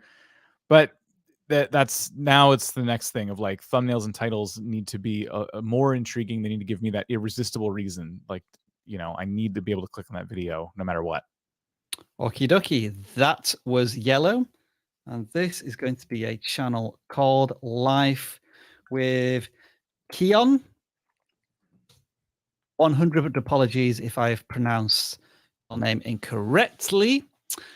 And you're approaching 50 subscribers. And first impressions tell me that you might be a channel that does challenges, maybe pranks, maybe skits, that type of approach to content creation. You've been on YouTube for 6 months. Any first impressions here? Customizing my mom's Tesla for her. I think a great thumbnail opportunity there would have been to take the car and like hang a little Christmas ornament on the side or just something really ridiculous and silly. Yeah. But we have like your face in a Tesla. Yeah, it adds nothing, doesn't it? That needs to have more tease and intrigue. The image of a Tesla itself. I would have taken some garland or some holiday thing and like wrapped it around the car, or just something that would catch people's eye and go, "What are you doing?" Mhm.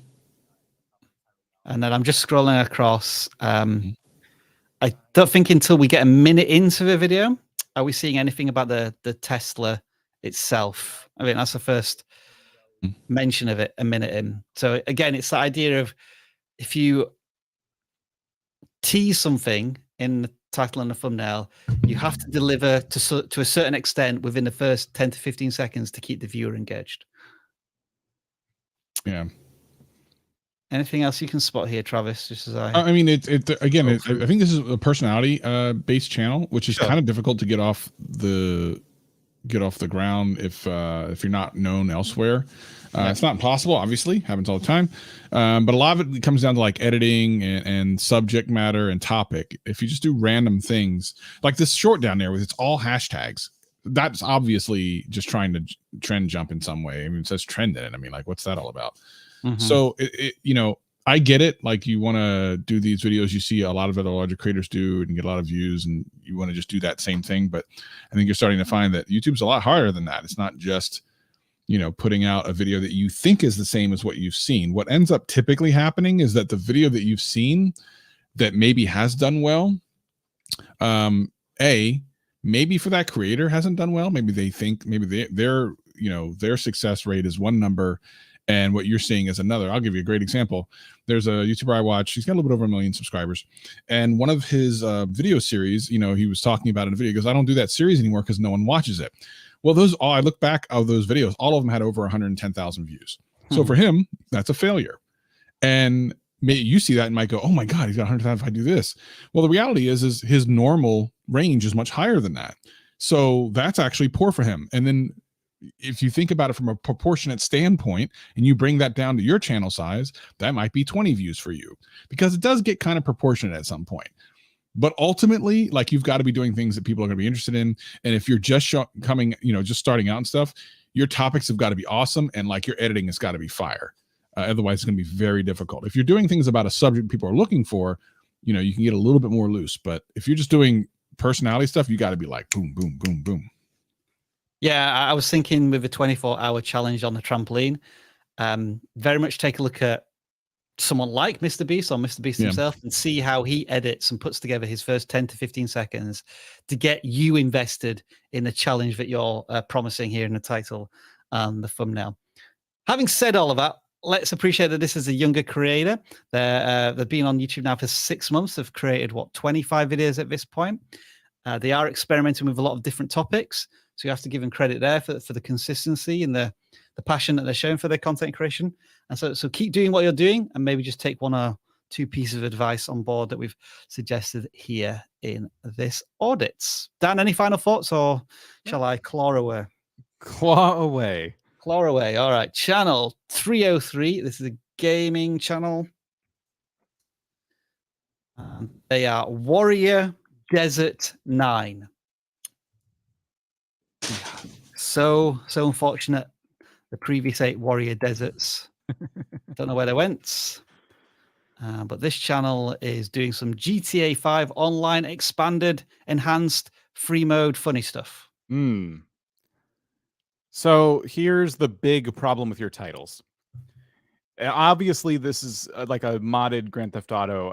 That's what I'm going to just assume from what you're trying to include in the title. So you're trying to make every title searchable in that regard, but you've put all of that information up front. And then anything that happens after that part of the title where it says funny, for example, it's truncated. We can't see the rest of the title. So we're losing out on a lot of clicks because it's like Grand Theft Auto 5 online. Okay. Expanded. Okay. Enhanced. Okay. Like, so many words before we get to like the meat. Okay. But what's the video about? If you want to have all that stuff in the title, that goes at the end of it. Let that be the truncated part. If you're trying to make sure it's in the title for SEO purposes, which I would argue may not even need to be there. It kind of depends. So that's worth testing as well. And then the question is, okay, so what are you doing in it? Because like funny moments, for example, is kind of vague. It's been done a million times. Can you take on any challenges? Can you do anything with the cars or the characters in this game that would make it a really interesting clickable video? I mean, when Mr. Beast plays Grand Theft Auto, he sets up a challenge, he sets up stakes, and he puts himself and his friends through this incredible like thing that they've set up, right? Like usually it involves them all getting chased by like 100 people, you know? Just scanning through this video, and I think. So I'll tell you what. What's interesting. I watched a video just the other day on Grand Theft Auto online, and it was like a year or two old, and it had a bunch of views. And of course, the channel was bigger, but it's because the topic was so interesting. And it's actually something I considered myself a long time ago. And I noticed that a lot of these really explosive videos tend to have these topics that are commonly thought of things that just people just won't do. And what this particular instance was can they walk from one end of the map to the other without being killed in a public lobby, which of course is darn near impossible if you've ever been on Grand Theft Auto online. And it's an interesting premise. It's like, oh, I want to see this, and it's funny, and the editing is really good and that sort of stuff. But the reality is, like, you have these thoughts, a lot of people just don't do them because they're like, well, what's the keyword I'm looking for? And they're not thinking about the creativeness. You're supposed to be a creator, so create. Keywords are there to just let you know like what general interest is in something, but you should be finding these other things. Crossing the line with randoms, like you need a much better title than that. You need a much better thumbnail than that. Like it doesn't tell me anything. You got to remember now, while GTA 5 has gotten its recent update with the newer graphics or whatever, that game is almost 10 years old. So most things have been seen on YouTube. You've got to be doing things that are interesting if you're not a personality. So do different things. Saying funny moments doesn't tell me anything, and I'm not going to click it, especially if your thumbnail is not nearly interesting or funny, like the one that says funny moments 1. Like there's nothing to see there. There's nothing about that looks interesting to me. So look at some of the top channels, look at what they're doing, and and get some inspiration from what's actually working. I sometimes talk about quality versus quantity. And I have this opinion that, when you first start your YouTube channel, I think you should lean more towards quantity in order to understand the process of making content. I feel as if this channel has gone too far to the extreme, and they're just churning out content without. They're looking for their first 100 because they're here. Oh, they'll do your 100 videos and then things will work. Well, they've done, so they're up to what, about six, probably about 100, 75, 100, and we're still getting the same number of views as we did when the channel first started, arguably a little less. So I think what this channel is doing is that they're doing everything the same. They're recording, they're editing, and they're publishing, but they're not iterating at all. And if you continue to do this, then it doesn't matter how many videos you publish. If you publish 1,000 videos over the next year, you will still be getting less than 10 views because nothing's changing. So this is where I say now you need to lean towards the quality. Instead of making 4 videos in the last week, make 2 and spend the extra time making a custom thumbnail or doing some edits or doing some voiceovers, because I didn't hear any of that in the video as well. Dan, sorry, did I cut you off there? I think you wanted to No, beautifully stated. I forgot now what I was going to say, but basically it's no, you're fine. You're fine. I think this is just a matter of, you've gotten into practice. You definitely understand how to put together a video and put it on YouTube. But as we've all kind of discussed now, like, where can you take these? I know what I was going to say, like, one of the popular things that people were doing in Grand Theft Auto, I don't know if it's still going on, was role play. So if that's a direction you've been interested in too, but kind of look around to see what the trends are in your space, and see what you can really sink your teeth into, because the days of just posting a funny moment, especially without context, without voiceover, with anything, that's I mean, I don't know if that ever worked, honestly. Phantom Marvel. Okay, I think the channel described themselves as superhero edits. So this is one of these challenging topics where you take content from here, there, and everywhere, and you transform it enough to make it something new for an audience. So we've got the Doctor Strange in the multiverse. a fan-made trailer, fan-made TV spots. So I get the premise of a channel. That's all good. And I think they're tying into popular culture and trending culture with every single video they make, which is excellent. And the view counts seem to be rewarding them in that sense. We have a few that don't quite work, but others that do. And then some shorts as well. Yeah. There's a lot going on there that is working very well for them. I think it's also a matter though of like content, like upload frequency. Are we only looking at like stuff that is not just coming out now, but the most popular? And so is it holding you back from like making more? So are there other things you can do besides just fan-made trailers with the content you have at your disposal? This is funny. The description makes me laugh. I haven't watched Sonic 2 yet, so please no spoilers. They've edited the trailer, but they haven't watched the film yet. Yeah. Kind of cute. That's great. Yeah, I'm wondering if they would do better if they were specifically a Marvel editor or a Star Wars trailer editor. There's a Friends Villain Edition. That's interesting. And this is what I mean too. So can you take one trailer and chop it up like this, where it's, now you've done mashups with the same trailer? That's not exciting enough, I would say. Yeah.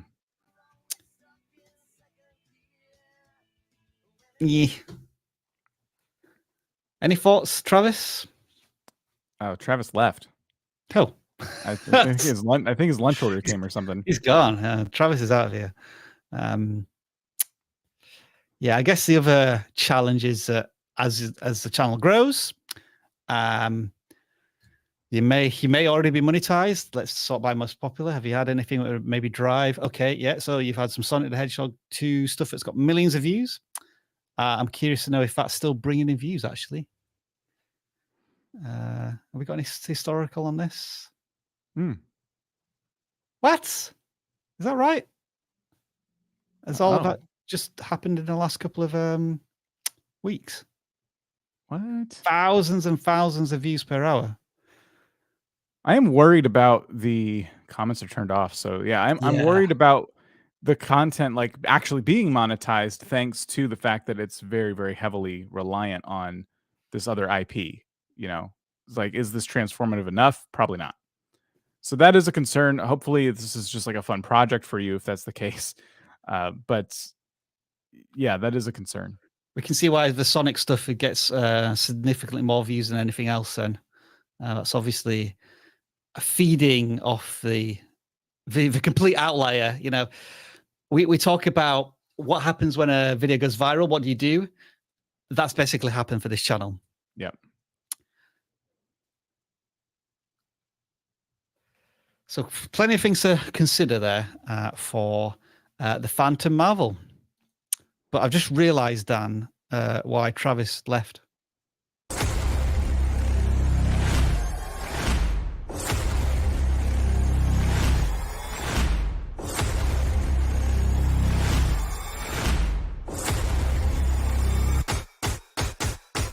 All right, let's see what we got here going on. It's terrible. What a waste of technology. I don't know why people do this to themselves. Absolutely trash.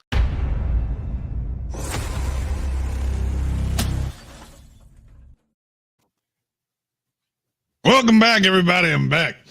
Listen, I got good news for everybody. Great news. I know that the world in general is going to trash and everyone's worried about a global recession. But ladies and gentlemen, I've cracked it. I figured it out. I have made millions of dollars over the last couple of weeks. It's super simple. Let me tell you how to do it. So I got these little bots. They go on all the YouTube channels and they say, go to Telegram and message me for more money because you won something.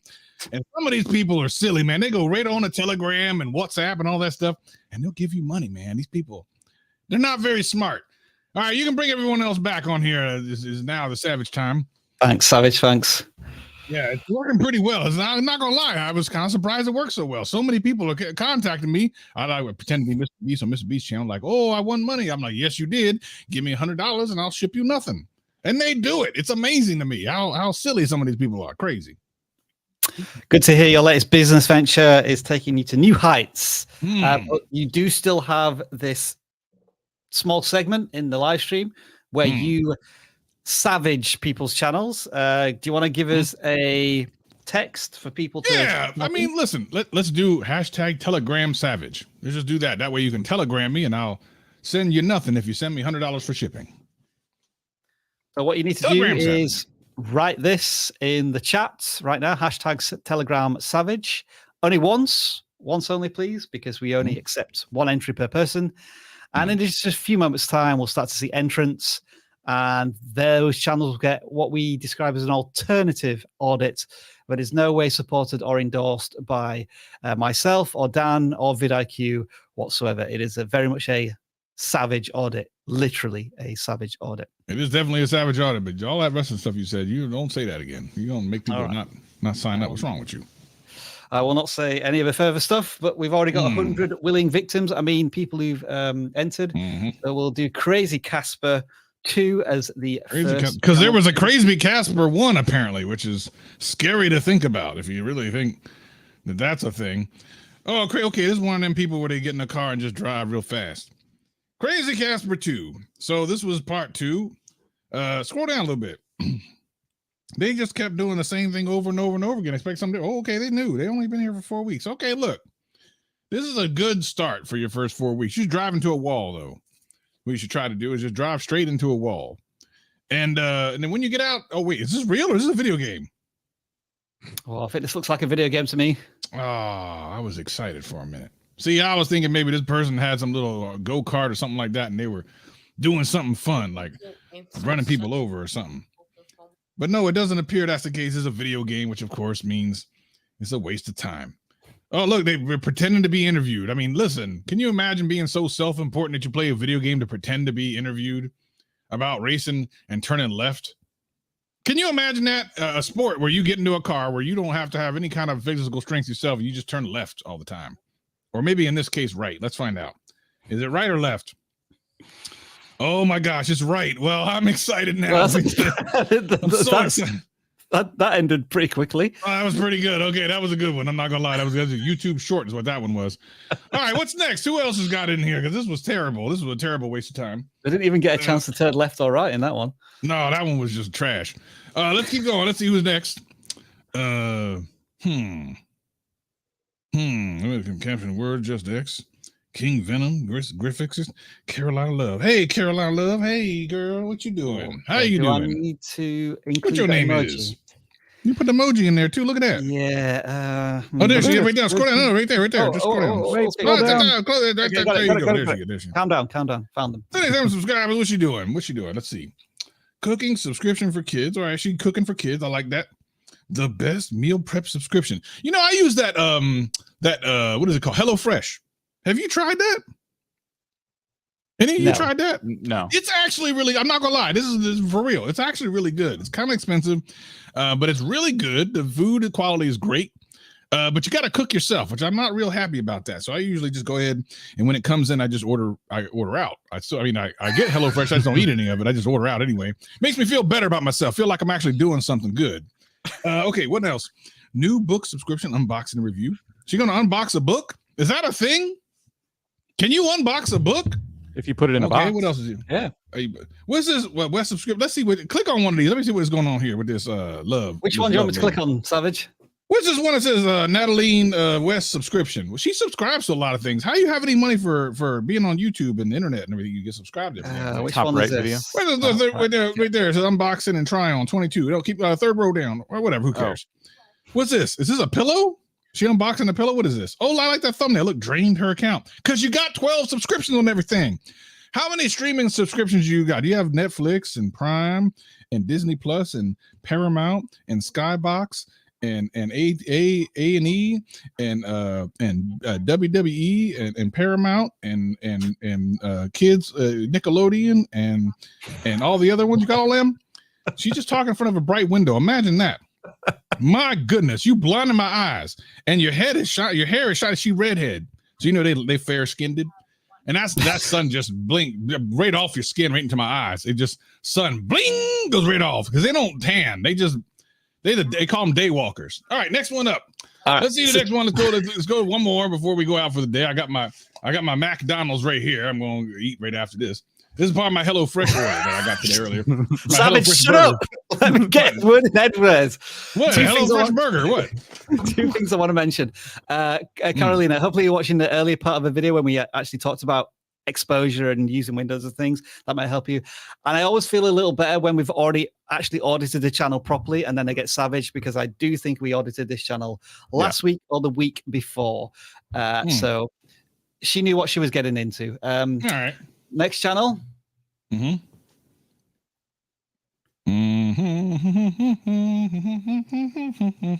minute movie quit. I like that name.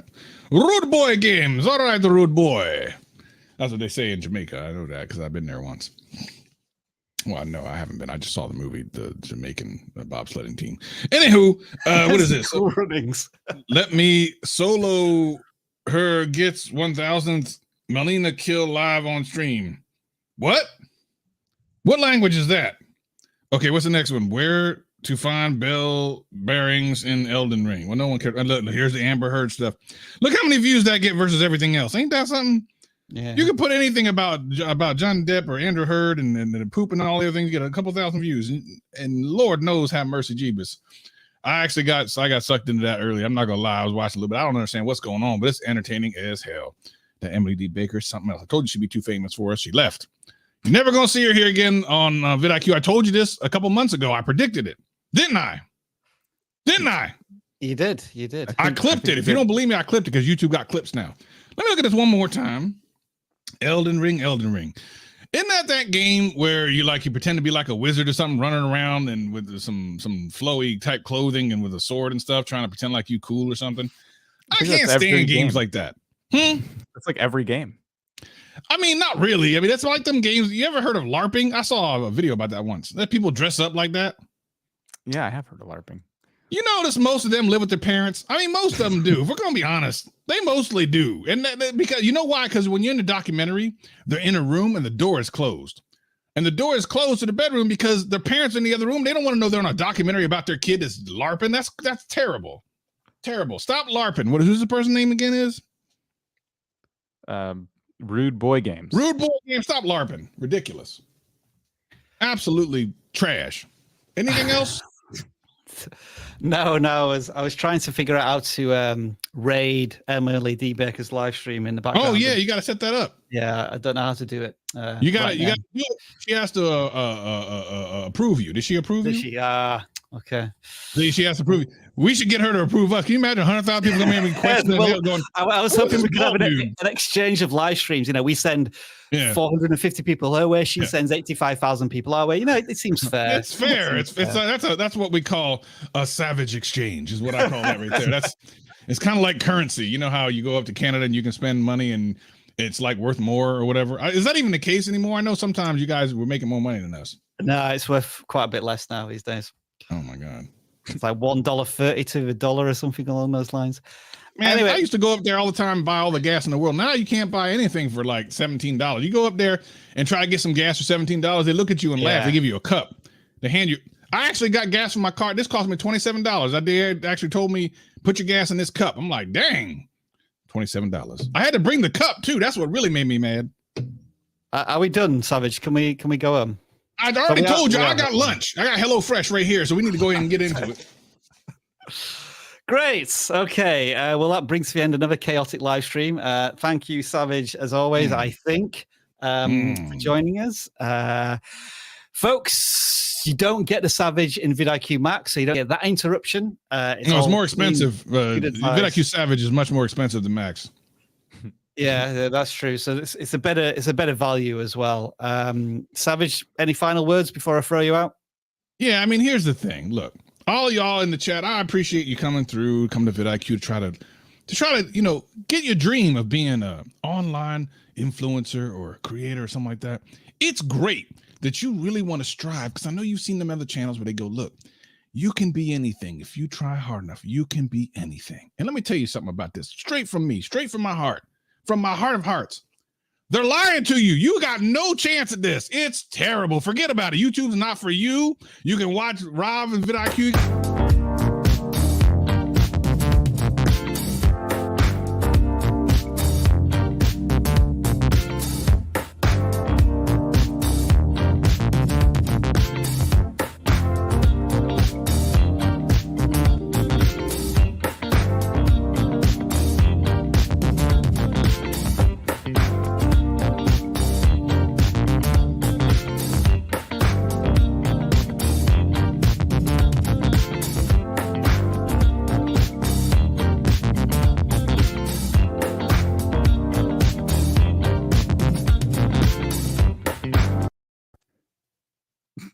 I'm reading the chat. Is hilarious. There you guys. That's funny. Savage, we're still live. Yeah, I know. I'm eating. Well, it's over now. I'm eating. It's good.